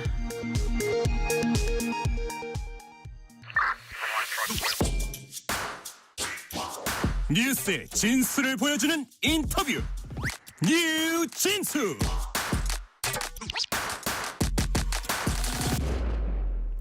영남 민심과 호남 민심은 왜 이렇게 다를까요? 그런데 1963년 대선만 하더라도 당시 박정희 후보는 영호남 전역에서 고른 지지를 얻었습니다. 현대사의 정치적 부침이 지역 감정을 고착화시킨 셈인데 KBS 시사제작국 시사기획창 오수호 기자와 함께 영호남 대립 50년이 한국 정치에 어떤 영향을 끼쳐왔는지 깊이 있게 분석해 보겠습니다. 오수호 기자 어서 오세요. 안녕하세요. 올해 초 설을 앞두고 KBS가 윤석열 대통령 탄핵 찬반 등을 놓고 신년 여론조사를 했죠. 당시 9시 뉴스는 주로 전국적인 여론 상황을 전달했는데 이걸 영호남 지역으로 나눠서 이렇게 데이터를 분석하니까 좀 차이가 있었다면서요. 네, 확실히 온도차가 좀 느껴졌는데요. 그래요. 먼저 그 윤석열 대통령 탄핵 심판에 대해서 헌법재판소가 어떤 결정을 내려야 한다고 생각하십니까? 네. 이렇게 물었을 때 전국적으로는 일단 인용해야 한다가 60%, 기각해야 한다가 36% 이렇게 나왔거든요. 네네. 근데 호남만 놓고 보면 인용해야 한다가 90%, 기각해야 한다가 7%로 압도적으로 인용이 높았고 반대로 부산, 울산, 경남을 보면 인용해야 한다 50%, 기각해야 한다 44%로 이게 팽팽하게 맞섰습니다. 네. 그리고 대구, 경북을 보면 인용해야 한다가 43%인데 기각해야 한다가 50%, 오히려 더 높았어요. 네네. 그리고 하나 더 질문 보면 윤석열 대통령 체포 구속 과정이 과연 적법했냐 불법했냐 이거 의견 한번 물어봤습니다. 그랬더니 전국적으로는 적법했다가 57%, 좀 불법 조치였다가 40% 이렇게 딱 나왔는데 네. 호남은 적법했다가 81% 압도적으로 높았고요. 네. 근데 반대로 부산, 울산, 경남을 보면 적법했다가 48, 불법 조치였다가 47%로 거의 비슷했고요. 또 대구, 경북을 보면 적법했다가 45%, 불법 조치였다가 54%로 이게 좀 더 불법이었다는 의견이 더 많았습니다. 많이 다르군요. 그러면 이제 주제를 바꿔서 네. 이재명 더불어민주당 대표의 공직선거법 위반 혐의에 대한 2심 재판 어떻게 해야 될까라고 물어봤거든요. 네. 선거법에 따라서 2심은 3개월 뭐 이렇게 안에 진행해야 된다라는 633 응답이 안에 진행해야 한다. 그렇죠. 예. 전국적으로 봤을 때는 그렇게 선거법에 따라서 해야 된다 62%, 기관과 상관없이 충분히 심리해야 한다는 의견이 29%. 네. 그러니까 법과 절차에 따라서 하자는 의견이 더 많았어요. 근데 이제 부산, 울산, 경남 같은 선거법에 따라 하자는 의견이 65%, 충분히 하자가 23%. 어느 정도 전국과 평균은 비슷하네요. 예. 비슷하죠. 근데 대구, 경북을 보면 이게 선거법에 따라 진행하자 73. 이제 좀 충분히 해야 된다 20%로 이제 앞에 전자가 훨씬 높고요. 근데 반대 호남 지역을 보면 일정에 따라 진행해야 한다는 응답이 42%인데 충분히 심리해야 한다는 응답이 41%. 네. 이렇게 팽팽하게 맞섰거든요. 그러니까 어떤 사안에 따라서 이게 좀 이제 들으면 아시겠지만 네. 정치적인 약간 성향이 조금 드러나는 경향이 있거든요. 그렇군요. 이 여론조사 좀 설명을 해드릴게요. KBS가 한국 리서치에 의뢰해서 지난 1월 24일부터 26일까지 사흘간 전국 만 18세 이상 남녀 1000명을 대상으로 전화 면접을 해서 조사했고요. 자세한 내용은 중앙선거 여론조사 심의위원회 홈페이지에서 볼 수 있습니다. 네. 자, 최근에 이재명 대표가 뭐 우리 민주당은 중도 보수다 이런 얘기를 하긴 했지만 그런 것이 이제 논란이 되고 이게 다른 정치인들도 여기에 이제 얘기를 얹었는데 그럼에도 불구하고 오랫동안 정치적으로 호남은 소위 진보 세력, 영남은 이른바 보수 세력을 주로 지지하는 경향이 있다는 게 우리가 일반적인 관측이잖아요. 그렇죠. 자, 이런 경향이 꽤 오랫동안 계속돼 왔는데 이게 언제부터 시작된 거예요? 그래서 이게 저도 언제부터 시작될지 예. 좀 궁금하길래 네네. 역대 선거를 거슬러서 좀 살펴봤는데요. 네. 앞서 앵커 멘트에서 얘기하셨다시피 1963년 5대 대통령 선거를 보니까 좀 흥미롭더라고요. 네. 이게 뭐 진짜 윤보선 후보와 박정희 후보가 맞붙은 진짜 옛날 선거인데 이때 당시만 하더라도 박정희 후보가 그 여순 사건과 관련이 됐다면서 이게 윤 후보 측에서 사상 공격을 당합니다. 이게 좀 상상하기 힘드신 일일 수도 있는데 네. 그래서 이제 메카시즘, 반공주의라는 이런 공격을 프라이팬에 달달 볶아서 나를 새빨간 빨갱이를 만드는 수법이다. 이렇게 억울하다면서 광고까지 냈거든요. 그때 이게 선거 당시에 박정희 후보가 낸 광고인가 보죠? 예. 예. 그래서 보면은 윤보선 후보가 서울, 경기, 강원, 충청, 남북에서 승리를 했는데 박정희 후보가 오히려 호남, 영남 그리고 네. 제주에서 승리를 해서 딱 남북 구도가 나타나거든요. 아, 그랬군요. 지금 이제 보면 동서로 주로 나타나는데 영호남에서는 지지를 받았다 이거네요. 한꺼번에 받은 거예요. 박정희 네. 후보가. 그렇게 해서 처음으로 대통령이 당선이 되고요. 4년 뒤에 다시 이 두 후보가 맞붙는데 그때는 확실히 윤 후보가 서울, 경기, 충남, 전북, 전남 이렇게 서쪽에서 지지를 받고 예. 그러니까 박 후보가 부산과 강원, 충북, 경북, 경남, 제주 어찌 보면 동쪽 이렇게 나타나긴 합니다. 예. 근데 이제 퍼센티지를 살펴보면은 명확하게 동서구도라고 하기가 힘든 게 그때 당시 박정희 후보가 호남에서 43.7%를 득표해서 윤 후보 측이 47.4%에서 큰 차이가 나지 않았거든요. 자, 지금 71년 얘기하는 거예요? 아니, 이게 63년? 67년 얘기하는 거예요. 아, 67년. 그러니까 63년에는 오히려 남북 구도였고 예. 67년에 4년 후에 예. 동서로 좀 색깔을 굳이 나누자면 나눌 수 그런데 있지만 표 뚜렷하진 차이는 않다. 안 나타났고. 오케이. 근데 이게 딱 이제 동서가 영호남이 표 차이가 크게 나기 시작한 건 71년입니다. 네. 7대 대선. 이게 이제 김대중 후보와 박정희 후보가 맞붙었는데 네. 그 최근에 영화 뭐 킹메이커 이런 영화를 보면 이게 딱 등장하거든요. 시대적 배경이. 이때 당시만 해도 이제 김대중 후보가 서울, 경기, 전북, 전남에서 딱 우세를 보이고 나머지 박정희 후보가 딱 모두 우세를 보여서 이제 3선에 성공을 하는데 네. 호남을 보면 김대중 후보가 62.3%, 박정희 후보가 34.8% 차이가 딱 나죠. 네. 그리고 영남을 보면 김대중 후보가 27.9%인데 박정희 후보가 71.1%. 확연하게 두 후보가 딱 지지 기반의 차이가 납니다. 그렇군요. 근데 이게 이런 결과를 불러일으킨 게 양쪽 진영에서 어찌 보면 이렇게 지역 감정을 불러일으키는 선거운동을 한 기록이 남아 있거든요. 그 당시 그 신문 기사를 제가 동아일보를 살펴봤더니 네, 어때요? 박정희 후보 측에서는 어떻게 이제 선거운동을 했냐면 이 전라도 대통령 뽑으면 경상도에 푸대접 내지 보복이 온다 이런 발언을 한 기록이 있고요. 예. 반대로 김대중 후보 측에선 전라도에서 이번에 꼭 대통령을 내어서 푸대접을 면해야 된다 이렇게 유세를 펼쳤다고 하거든요. 네. 그래서 그 당시 기사에 그냥 기자가 이렇게 적었어요. 몰지각한 정치인들이 우선 표를 모아놓고 보자는 생각으로 부채질을 하면서 지역 감정이 더욱 걷잡을 수 없이 불붙기 시작했다. 네. 그래서 이런 기록까지 남을 정도로. 그래서 네. 아마 이때 시작된 거 아니냐라고 보는 사람이 많습니다. 사실 우리 현대사에 어떻게 보면 두 거인인데 그분들로부터 지역 감정이 아주 가속화되기 시작했다 하는 건데 제가 오 기자 얘기 듣다 보니까 1963년 대선, 1967년 대선, 1971년 대선 세계 목금은 최소한 석사학위 논문은 나오고 잘 다듬으면 박사학위 논문도 나올 것 같다는 생각이 드는데 자 그리고 나서 유신이 선포되고 15년 동안 직선제 유명무실해졌다가 1987년 6월 항쟁 이후에 명실상부한 직선제 헌법이 개정됐습니다. 근데 이때 선거도 또 영남 호남표가 갈렸잖아요. 그렇죠. 이게 그 민주화운동을 이끌었던 김영삼과 김대중 두 이제 정치 거물이 있었잖아요. 근데 네. 후보 단일화에 나섰지만 이견을 좁히지 못하고 실패하고 말았죠. 그래서 두 후보 모두 독자 출마를 선언하고 여기에 원래 민주정의당 후보였던 노태우 후보 그리고 신민주공화당의 김종필 후보까지 이 네 분이 표를 나눠 가지면서 그 결과 노태우 후보가 36.4%를 득표했지만 네. 가장 많이 득표해서 대통령이 당선이 됐습니다. 뭐 노 후보는 고향인 대구와 경북 그리고 경기, 강원, 충북, 제주에서 우세를 보였고 김영삼 후보는 부산 그리고 경남, 김대중 후보는 서울과 고향인 호남에서 우세를 보였고 네. 김종필 후보가 충남 이렇게 딱 지역별로 딱 나눠져 있었거든요. 그래서 이때 뭐 YS, DJ, 뭐 이렇게 JP 이렇게 이니셜을 따가지고 그렇죠. 소위 인물 중심의 좀 정치가 펼쳐졌던 시대였죠. 근데 그래서 이 두 후보가 단일화를 못해서 결국에 이제 다시 정권을 뺏긴 거 아니냐라는 이제 비판도 직면했는데, 근데 1년 뒤에 이제 총선을 치렀더니 네. 민주정의당이 125석을 확보하면서 과반을 얻지를 못했어요. 이게 총선 어찌 됐든 뭐 과반을 못 얻는 거죠. 이제 그 대통령 선거와 마찬가지로. 그래서 뭐 김대중, 김영삼, 저기 김종필 이 세 후보가 이끌던 당이 이제 거의 한 150 몇 석을 가져가면서 여소야대가 됐거든요. 네네. 그러다 보니까 2년 뒤에 이제 정치 구도를 크게 흔드는 사건이 발생을 합니다. 바로 3당 합당이라는 건데 그 민주정의당의 노태우, 그 여당이었던 민주정의당이 네. 김영삼의 통일민주당 그리고 네. 김종필의 신민주공화당 이렇게 합당을 딱 해서 이제 민주자유당을 네. 창당을 하거든요.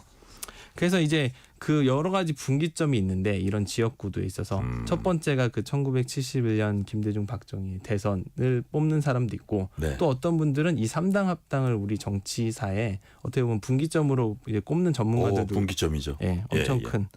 그래서 보면은 이제 그 전까지는 전두환 노태우로 이어지면서 주로 보수 세력이 이렇게 이어졌고 민주화를 추구하는 진보 세력 이렇게 구분이 됐지만 이제 3당 합당으로 호남과 다른 지역이 이게 딱 갈라서는 구도가 이렇게 됐거든요. 네.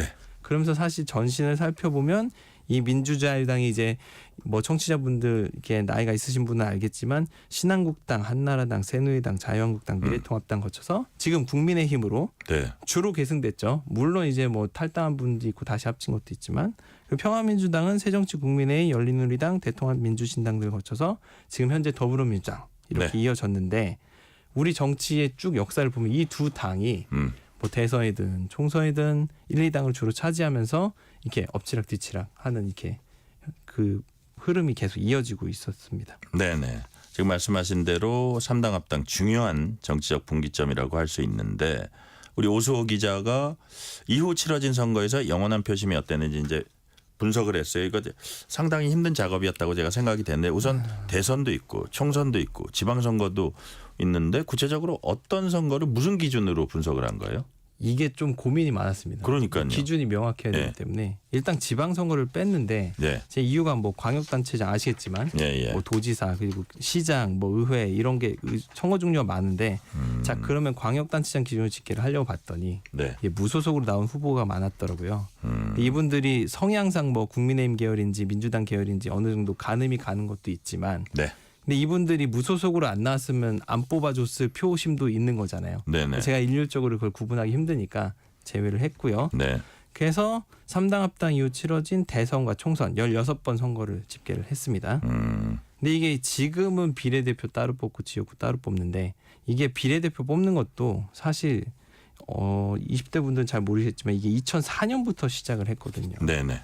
그러니까 그 전에 투표를 동률하게 할 수 없으니까 지역구로만 하자.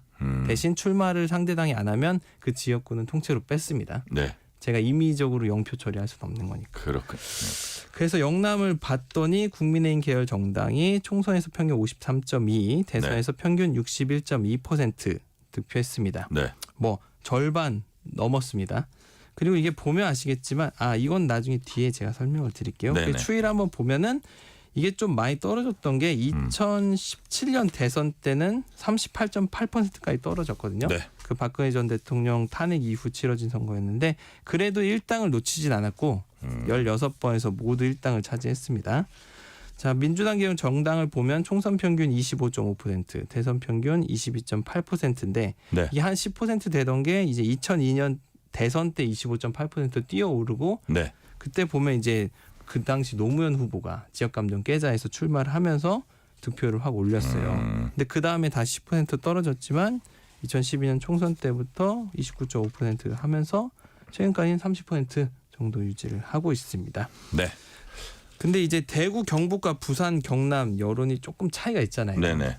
보면 이제 부산, 울산, 경남은 민주당이 한 27에서 29% 득표했는데 대구, 경북은 16에서 18 좀 낮거든요.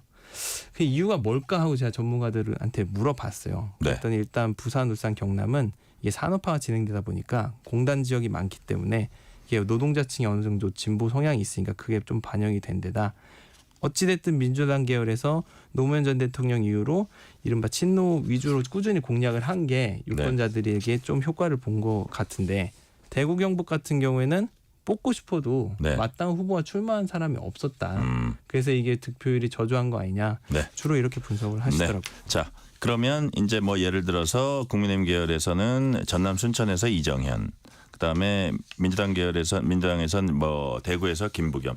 이래서 야, 이게 지역구도가 좀 깨지는 게 아니냐 이런 약간 기대감을 갖기도 했는데 그 이후에 보니까 도로 이제 원위치 되면서 더 심해지는 그런 상황이 있는데 그래서 시사기획창이 전 국민을 상대로 여론조사를 해서 지역 감정 문제가 얼마나 심각한지 그리고 그 원인은 뭐라고 하는지 등을 물었습니다. 그 결과 짧게 좀 말씀해 주세요. 시간 관계상. 10명 중 8명이 영호남 지역 갈등이 우리나라 발전을 저해한다라고 대답을 했고요. 네네. 그리고 지역 갈등의 원인은 뭐라고 생각하십니까? 물었더니 정치인의 선거운동 탓이다. 이게 네. 37%로 가장 많았고요. 그리고 지역 주민의 의식이 17%. 뭐 이렇게 나왔습니다. 근데 이제 제가 같이 연구를 한 그 숙명여대 윤광희 교수님이 비슷한 조사를 했는데 이게 뭐 과거에는 뭐 그런 얘기가 있었습니다. 어느 지역이 뭐 개발이 좀 덜 돼서 이게 그런 소외 의식이 있다는 걸 이렇게 분석하는 결과도 있었는데 실제로 1988년만 보면 정부의 경제 정책 때문이란 답이 28.6% 가장 많았어요. 네. 이제 시간이 흐르면서 2003년에는 지역 주민의 의식과 정치인의 선거운동 때문이란 답이 한 30%로 비슷하게 나왔고 2016년에도 정치인 선거운동과 지역주민 탓이다. 이게 26% 왔다 갔다 하면서 1, 2위가 비슷했는데 지금은 약간 지역주민 탓을 하기보단 정치인 선거운동 탓이다. 이렇게 딱 이제 명확하게 좀 드러나는 모습을 보이거든요. 네.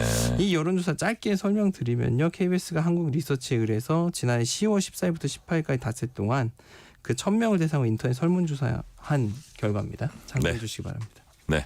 자, 중장년층은 뭐 오랫동안 뭐 어렸을 때 기억도 있고 뭐 집안 분위기도 있고 막 이러다 보니까 뭐 좋게 말하면 일관된 선택, 뭐 고정된 선택 이런 거를 해왔는데 젊은 세대가 어떤지 사실 궁금하거든요. 그래서 영호남사는 24에서 40 그때 청년들 만나서 직접 얘기 들어보셨다고요. 네. 만나서 뭐 물어보니까 실제로 본인들은 못 느낀대요. 아 그래요? 왜냐하면 경남 진주하고 전남 순천에 사는 분을 만났는데 예. 주변에 뭐 그런 일이 없는 거예요. 오히려 이제 이게 보면 전문가분들 말이 그 출신 사람들이 서울에 오거나 가면 느끼는 거지 네. 그 지역에 있으면 타 지역 사람이 없기 때문에 뭐 굳이 어떤 뭐 차별이라든지 뭐 이런 감정이 굳이 생기지 않는 거죠. 그래요? 그 지역에만 계속 살면. 예. 자 그러면 투표 때 어떻게 하느냐 물었더니 이게 뭐 명확히 어느 당을 지지한다는 얘기는 좀 조심스러우니까 네네. 안 하시는데 그 얘기는 하시더라고요. 선거 때마다 이제 전화 와서 뭐 할머니가 이번에 몇 번이다. 아니면 엄마가 야 이번에 누구 찍어야 된다. 이런 권유가 솔직히 들어온다는 거예요. 예. 그래서 이제 전문가분들이 얘기하기로 이게 정당 일체감이라는 건데 같은 지역에서 밥도 먹고 얘기도 하고 어울리다 보면 네. 가족, 친척, 친구들끼리 이렇게 어느 정도 공유를 하면서 특정 정당에 대한 호불호가 생긴다. 네, 그런 얘기군요. 네. 자, 근데 연령대별 지지율은 뭐 지역은 나올 수가 있는데 연령대별 지지율은 선거 결과를 가지고 이제 정확하게 파악할 수는 없잖아요. 근데 네. 다만 출구 조사를 가지고는 어느 정도 우리가 이제 그 윤곽을 잡을 수 있습니다. 자, 출구 조사에 나타난 영호남 20, 40 세대 표심 어때요? 2012년 대선부터 지난 총선까지 6개 분석해봤는데요. 네네. 영남을 보면 2040만 말씀드릴게요. 2012년 대선 때는 국민의힘이 57.1, 네. 민주당이 42.6으로 국민의힘이 더 높았는데 네. 2016년 총선 때는 이게 역전이 됩니다. 국민의힘이 30, 민주당이 40% 정도. 그리고 이제 2017년 대선 때 벌어졌다가 네. 2020년 총선 때는 다시 좀 격차가 좁혀져요. 그러다 2022년 대선 때는 국민의힘 계열이 55.5, 민주당 계열이 39.1로 다시 역전이 됩니다. 네. 그다음에 이제 다시 최근 총선 때는 둘이 46.2 대 45.7로 박빙이에요. 그러니까 영호남 2040은 계속 왔다 갔다 하고 있다. 적어도 20부터 40대만 분석을 해보자면. 네. 뭐 이유를 예 말씀해 주시면. 아까 얘기한 정서적 영향도 있지만 네네. 젊은 세대끼리 공유하는 그게 있다. 근데 호남 같은 경우에는 그냥 국민의힘 계열이 1에서 한 2%를 왔다 갔다 하다가 네. 그나마 최근에 이제 2022년 대선과 예. 작년 총선 때를 보면 14%와 9.8%로 뛰거든요. 네네. 그러니까 이것도 확실히 그 50대 이상보다 수치가 높은 거라 그러네요. 2040 세대는 적어도 좀 중장년층보다는 조금 다른 다르다? 선택을 하는 움직임이 있다. 이렇게 보시면 될 것 같습니다. 자, 그런데 과거에 비해서 영호남 유권자 비율이 줄어들고 있습니다. 따라서 주요 선거에서 수도권이 물론 영호남 분들이 수도권에 많이 와 있지만 그걸 떠나서 주요 선거에서 수도권이 승부처가 되고 있습니다. 이를 받쳐줄 만한 뭐 인구라든지 유권자 뭐 데이터 같은 거 있어요? 이게 인구를 보면 92년도에 영호남이 41.3%, 수도권이 43% 대대했는데 네네. 지금은 약간 영호남이 34, 수도권이 49.4로 이제 수도권이 월등히 높아졌고 네네.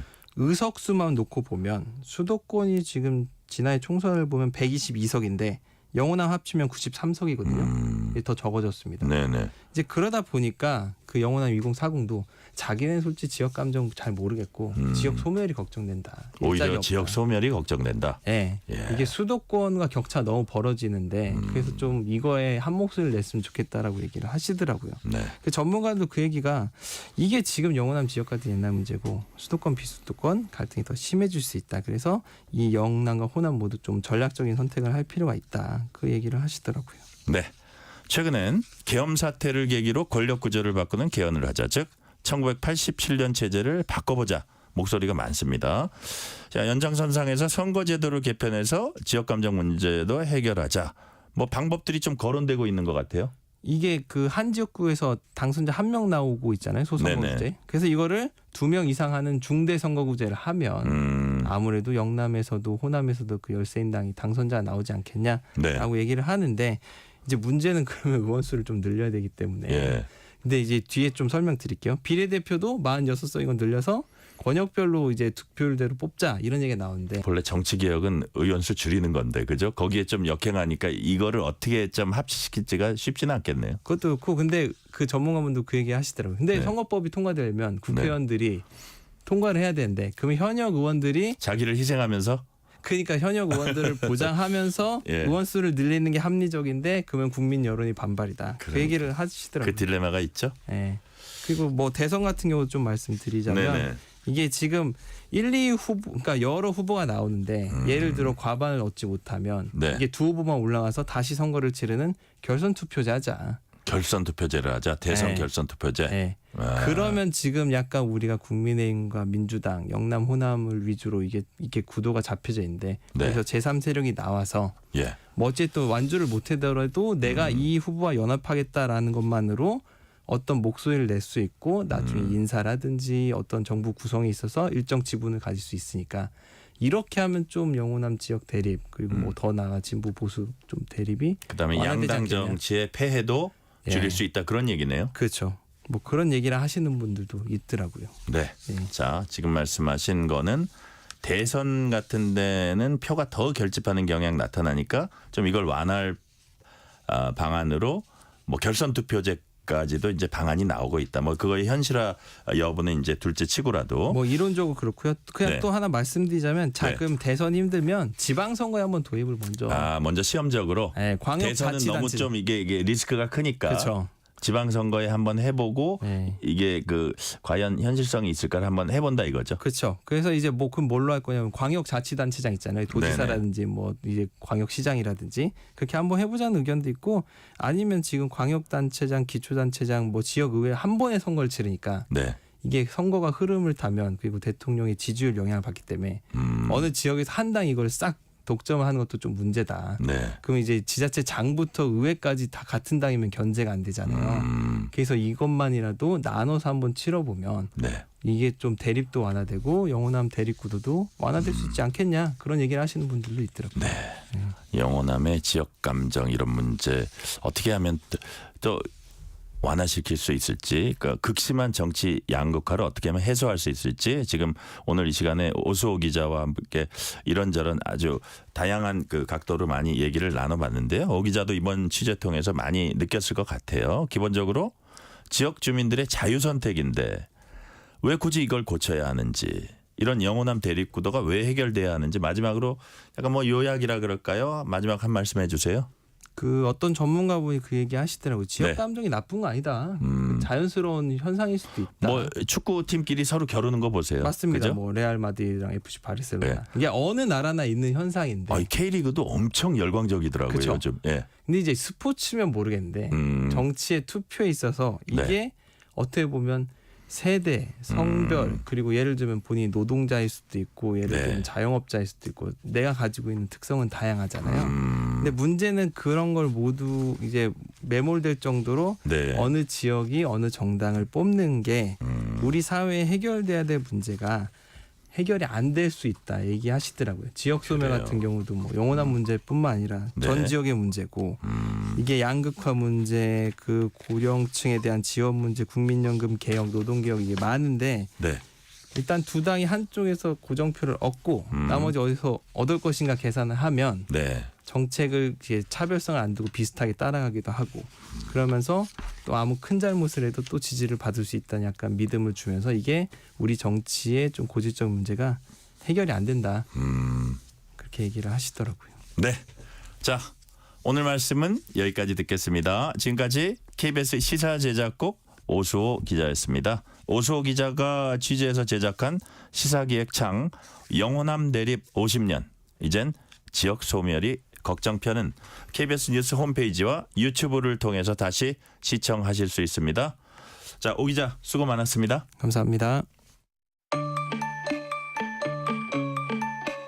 퇴근길 당신과 함께 읽는 세상 이야기 KBS 1라디오 뉴스레터 K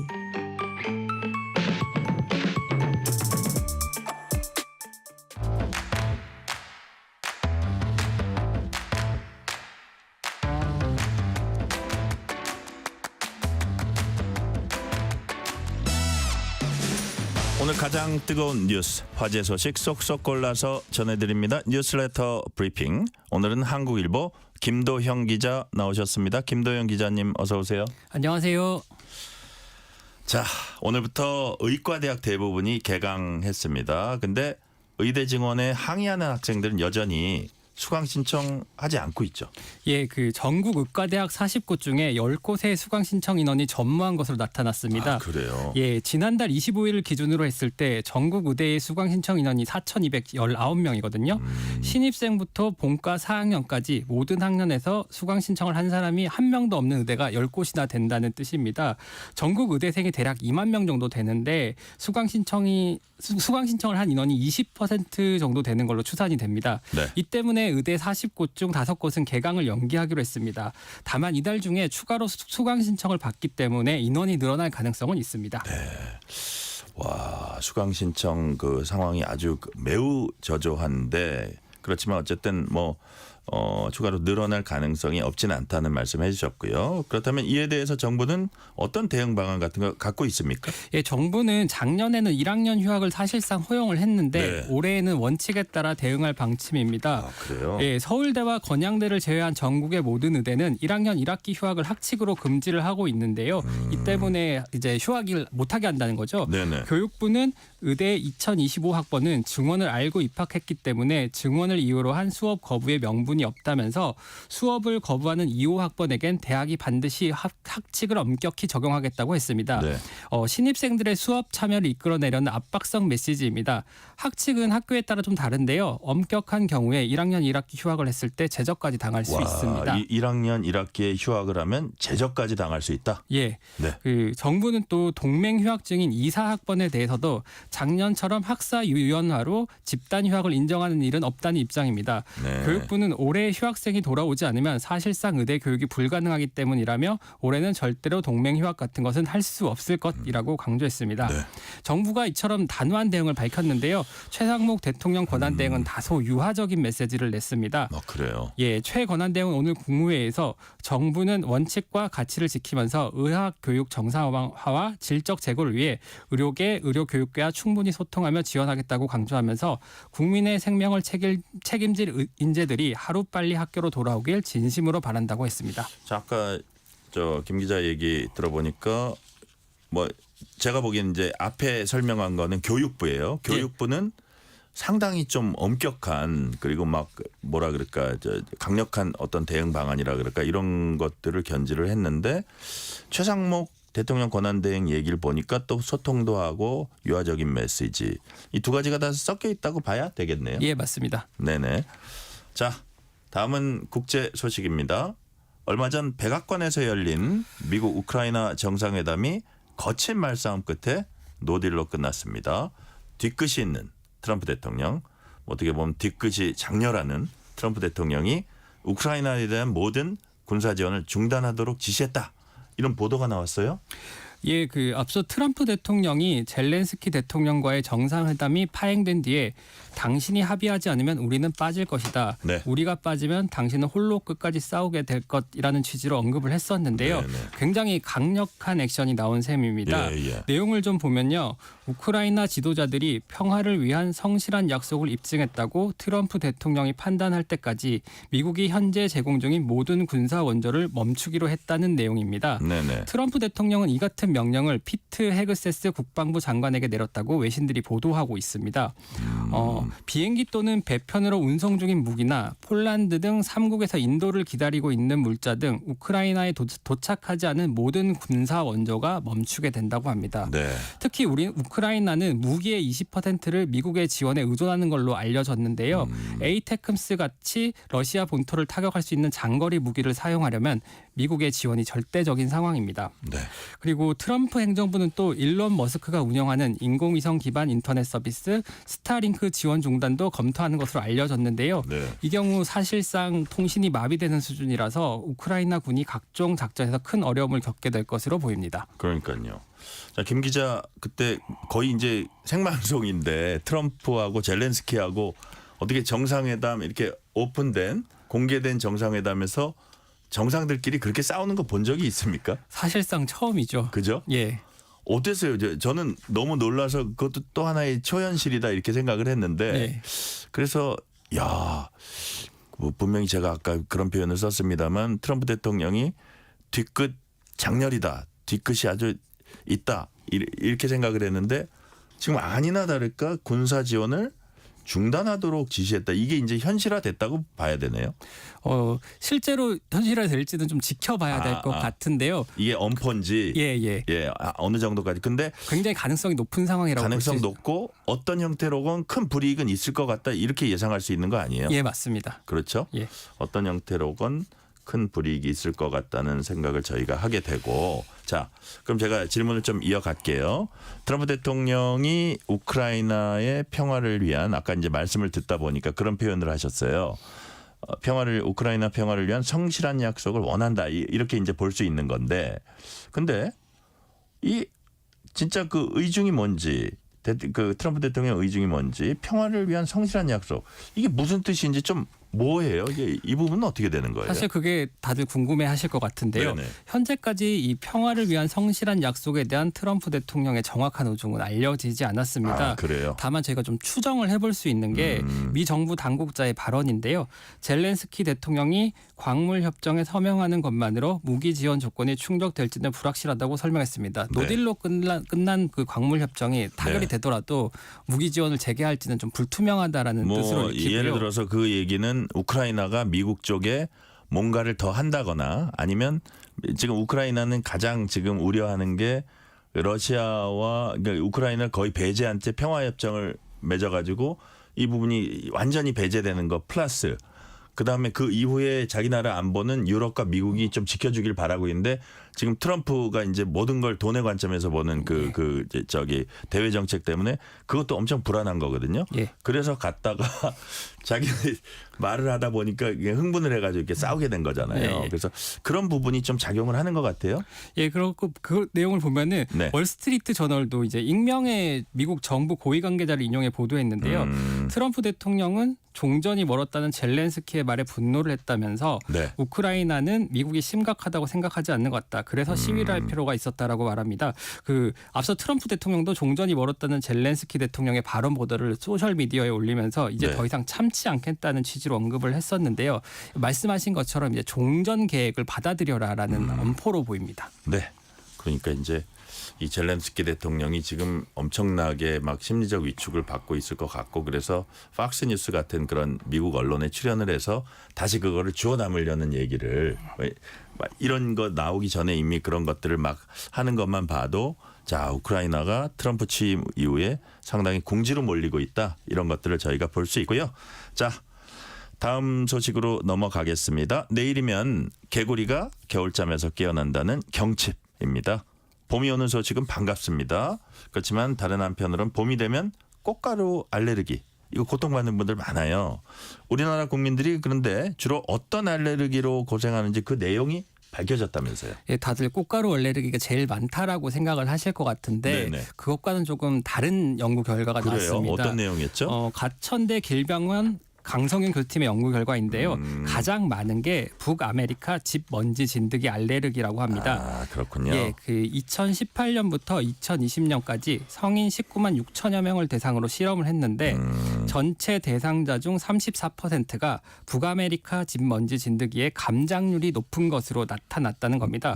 이 감장률이 뭔지 궁금하실 텐데요. 알레르기성 비염이나 결막염 또는 아토피성 피부염 등의 질환 발병의 중요한 원인으로 지목되는 것입니다. 그렇군요. 여기에 감장률이 두 번째로 높은 게 또 집먼지 진드기인데 이번에는 유럽 집먼지 진드기고요. 32.3%를 차지하고 있습니다. 그다음은 집먼지 진드기나 고양이 털 등이 포함된 집먼지로 26.2%입니다. 봄철 꽃가루는 상당히 감장률이 적게 나타나는데요.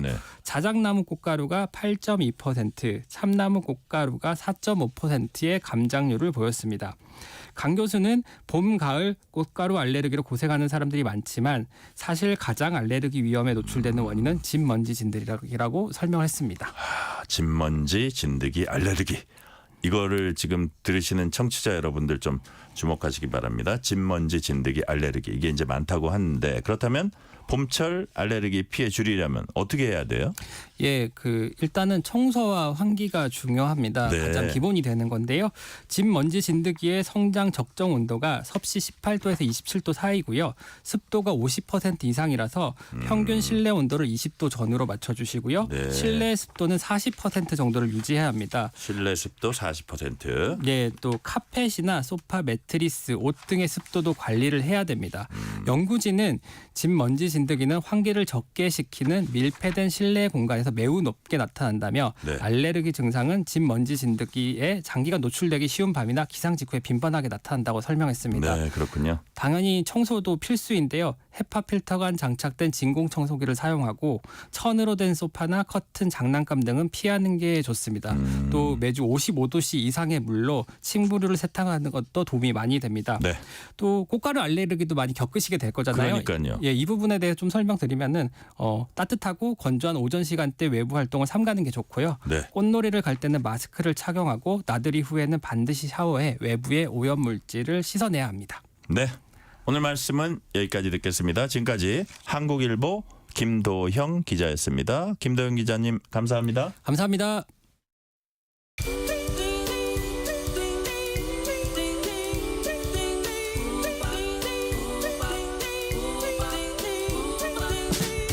오늘 하루 뉴스를 정리해주는 다정한 편지 한 통.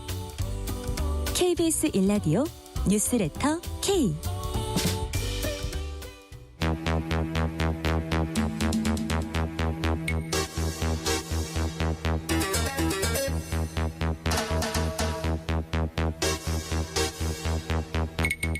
배상훈 프로파일러와 함께 범죄 이면까지 들여다보는 시간, 베프의 범죄도시 코너입니다.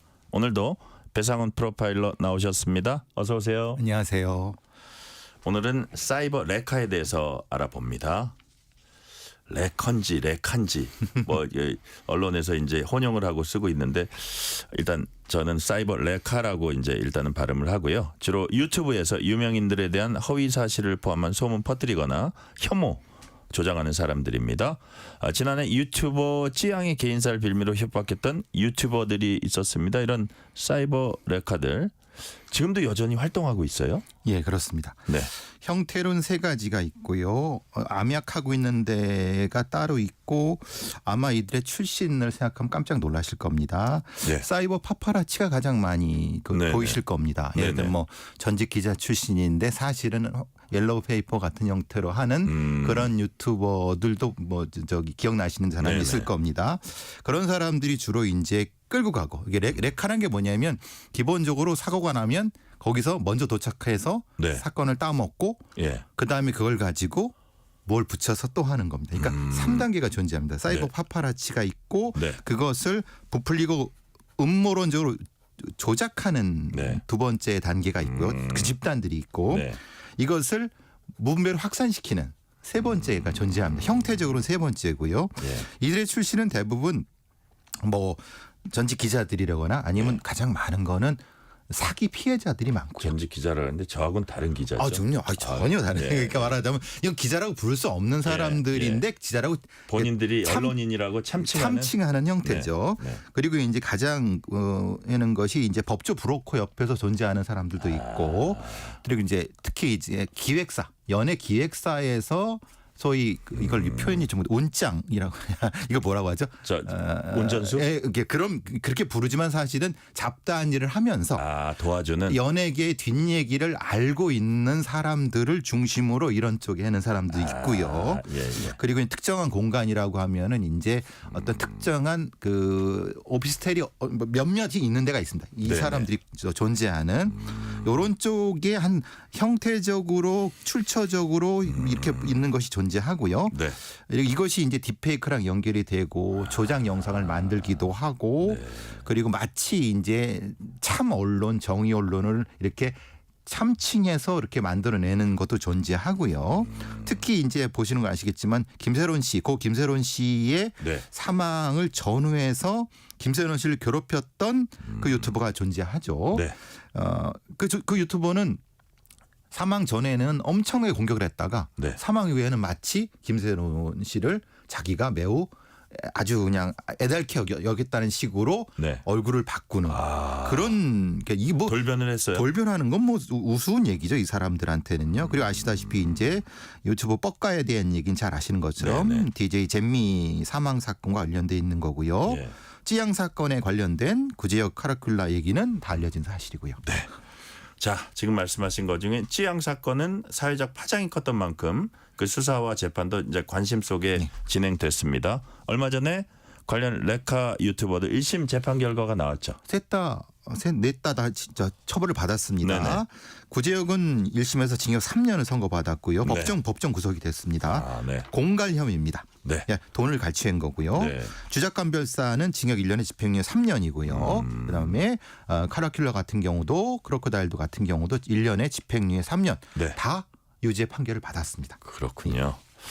자, 이제 결국은 이 사람들이 돈이 아니냐 이런 생각이 이제 드는데 당시에 사이버 레카 유튜버들이 어떻게 돈을 버는지 어떻게 협박하는지 이런 게 좀 드러났습니다. 스스로는 이걸 정의 구현이다. 진실을 밝힌다. 뭐 이게 언뜻 들으면 이건 언론인 같아요. 레카들의 이런 형태 범죄 구성 요건이 되는 건가요? 큰 차이는 이겁니다. 네. 만약에 본인들이 정의 구현이고 진실을 진짜 추구한다고 하면 네. 돈에 대한 갈취가 없으면 그것도 인정해 줄 수 있습니다. 근데 100% 돈을 갈취했기 때문에 네. 그 갈취하는 방법이 마치 무엇인가 약간 하청을 받는 듯이 해갖고 위장 아이템을 따갖고 하는 형태로 하는 어쨌든 뭐 수백만 원 수천만 원까지의 갈취가 일어났기 때문에 네. 공갈 혐의가 적용이 된 겁니다. 그렇기 때문에 이것은 기본적으로 범죄 구성 요건에 존재하고요. 네. 그 내용이 본인들이 나눴던 대화방에서 다 그리고 그것이 이번 그 재판부에서 다 인정된 겁니다. 그러니까 어떻게 협박할 것이며 어떻게 뜯어낼 것이며 뭐 이런 거죠. 너 조회수 얼마 안 나오잖아. 그것보다는 뜯어내는 게 더 좀 짭짤하잖아. 이런 식의 그런 직설적인 얘기도 있다 이거죠.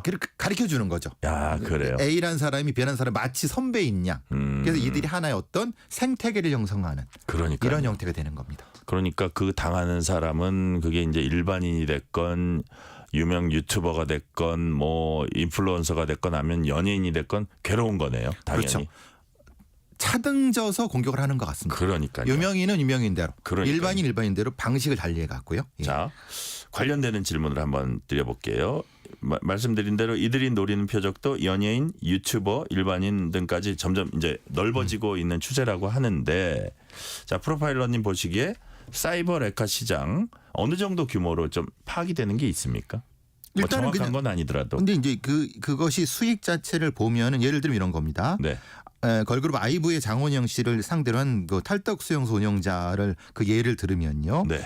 20편의 영상을 통해서 무려 2억 5천만 원의 수익을. 와. 그러니까 한 편당 대략 한 1,000만 원에서 그러니까 20편이었으면 뭐 아니죠. 이게 1,000만에서 2,000 정도의 수익인데 이거는 그 자체의 수익만 됐고 관련된 수익은 또 제외된 부분인 겁니다. 그래요. 그러니까 실제로 뽀까 같은 경우는 전성기라고 하는 그 시세 월 2,500. 와, 그래요. 그러니까 짧게 이들 말대로 땡기는 게 1, 2년 안에 많으면 5억에서 10억까지도 땡길 수 있는.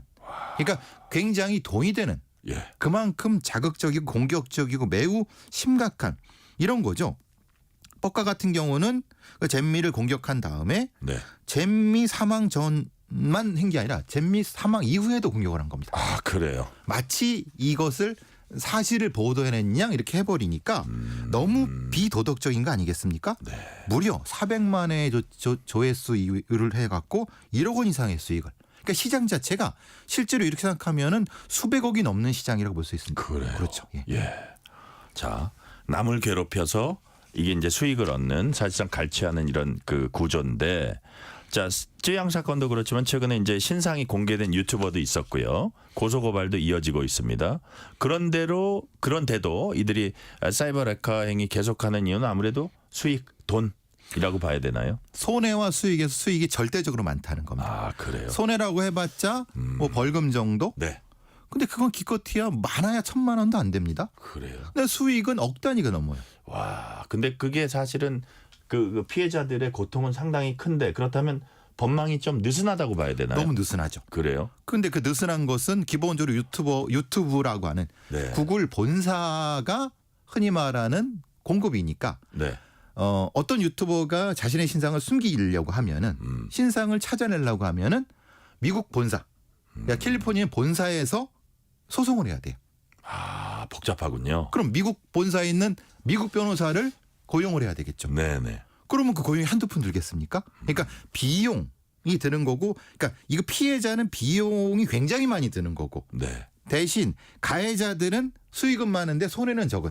리스크는 적고. 그렇죠. 그러니까 이게 너무 불균형된 상태에서 이루어지기 때문에 얼마든지 이들의 공격은 잦아들지 않는 거죠. 우리가 본래는 하이 리스크 하이 리턴인데 로우 리스크 하이 리턴이네요. 그렇죠. 야, 그러니까 자신들이 처벌받고 어떻게 그럴 그 어떤 위험은 생각보다 그렇게 크지 않고 자 제대로 자극적으로 해서 남을 괴롭히거나 명예를 훼손하거나 아무리 해도 그 수익은 상당히 클 수 있으니까 이렇게 덤벼들고 이게 완화되지 않는다. 그렇죠. 네. 특히 박재범 씨 같은 예를 들으면 이분이 네. 그 관련된 거를 해갖고 미국에 있는 데서 소송을 해갖고 네. 그러니까 돈이 굉장히 많이 드는 거죠. 그러니까요. 자신의 피해 회복 비용이. 자 그렇다면 이제 플랫폼들을 아까 뭐 외국 변호사 고용해가지고 본사에다 뭐 어떻게 접촉을 해야 되고 하는데 역시 그러다 보니까 그런데 수사 협조도 잘 안 될 거 아니에요. 이런 것도 좀 애로점이겠어요. 글쎄 우리가 이제 구글이면 구글 코리아가 있다고 생각하는데 네. 구글 코리아는 아무런 어떤 주체가 안 된다고 합니다. 그래요? 아예 이걸 제대로 하려면 그냥 본사로 가야 되는 거예요? 알파벳으로 가야죠. 아, 알파벳이 알파벳에 소송을 내야 된다는 겁니다. 근데 알파벳 소송을 내려면 미국 알파벳 그 건물이 있는 네. 캘리포니아 북부 지원으로 가야 되는데 네. 저 같은 개인이 만약에 피해를 당했을 경우는 그 뭐 알지도 못하는 거고. 예. 물론 할 수 있겠지만 그 몇 천만 원 몇 억을 엄두가 나겠어요. 그렇죠. 예. 그래서 이제 말하자면 유명한 연예인들 이런 분들은 그쪽에 있는 지사의 영향을 받아 이렇게 하는데 네. 글쎄요 이게 지금 사실은 좀 어려운 부분이 있는 것 같습니다. 그러니까 그렇게 되면은 경찰도 마찬가지입니다. 네. 수사기관이 어떻게 접근을 하겠습니까? 근데 물론 할 수 있습니다. 그런데 그만큼 뭐라고 하나 이게 품이 많이 드는 거죠. 그러니까요. 예. 자 관련해서 이런 얘기도 나와요. 유튜브 같은 플랫폼이 공범이다라는 평가를 하는 분들도 있어요. 프로파일러님은 동의하세요? 유튜브의 긍정도 많죠. 사실 그거를 부정할 수는 없는 거니까 네. 공범이라고 보기는 그렇지만 약간 방조범까지는 확실한 것 같습니다. 방조하는 측면은 있다. 근데 공범이라고 하면 너무 유튜브가 너무 세고. 싫어하겠죠. 그런데 분명한 것은 네. 도움을 그렇게 아주 그렇게 착실히 주는 것 같지는 않다. 네. 그러면 유튜브의 알파벳에서 한국이란 정부에 어느 정도까지의 도움을 줄 필요는 있는데 그럼 자기네가 봐도 명백하게 잘못된 건데.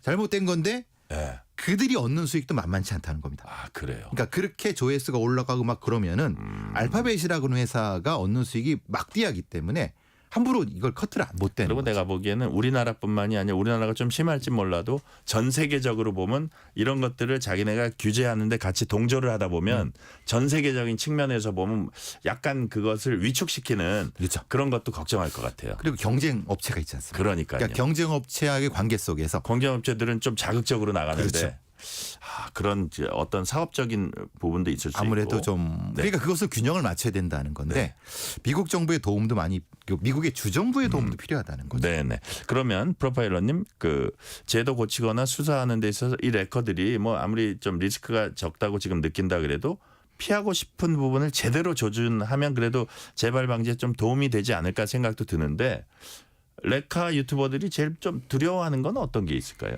이들은 처벌받는 걸 두려워하지 않습니다. 네. 수익 떨어지는 걸 수익 떨어지는 거? 말하자. 수익에서 네. 알파벳에서 차단을 해버리면 가장 겁을 낸다고 합니다. 아, 그래요. 그러니까 어차피 한국 정부, 한국 사법기관의 처벌은 그렇게 높지 않다. 네. 어차피 명예훼손이나 이런 거 가면 소송도 오래 걸리고. 제일 무서운 거는 유튜브의 차단이다. 바로 차단해버리죠. 그러니까 그걸 하니까 그러면 그것은 우리 정부가 하긴 어려운 부분이니까 네. 적어도 구글 본사와의 이런 것만 최소한 아주 악의적인 것 정도만 차단하면은 네. 상당히 도움이 될 수 있다. 아, 그렇군요.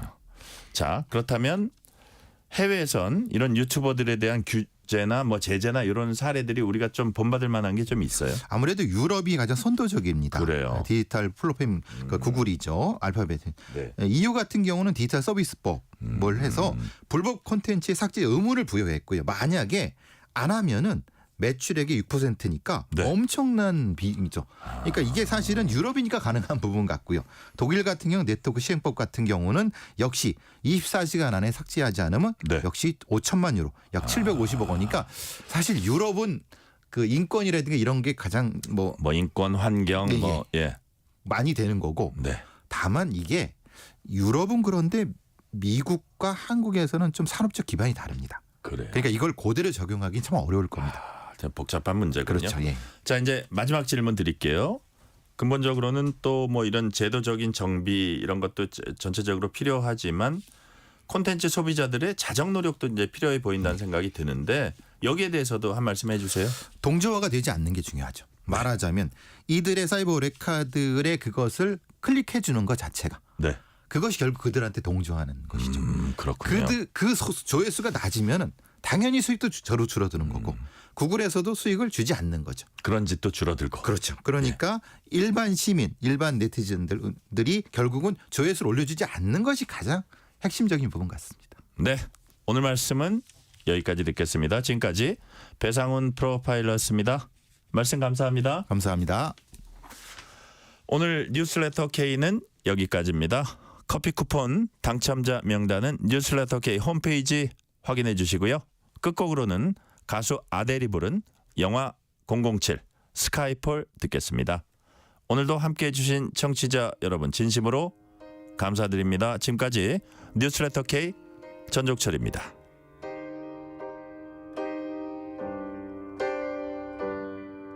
This is the end.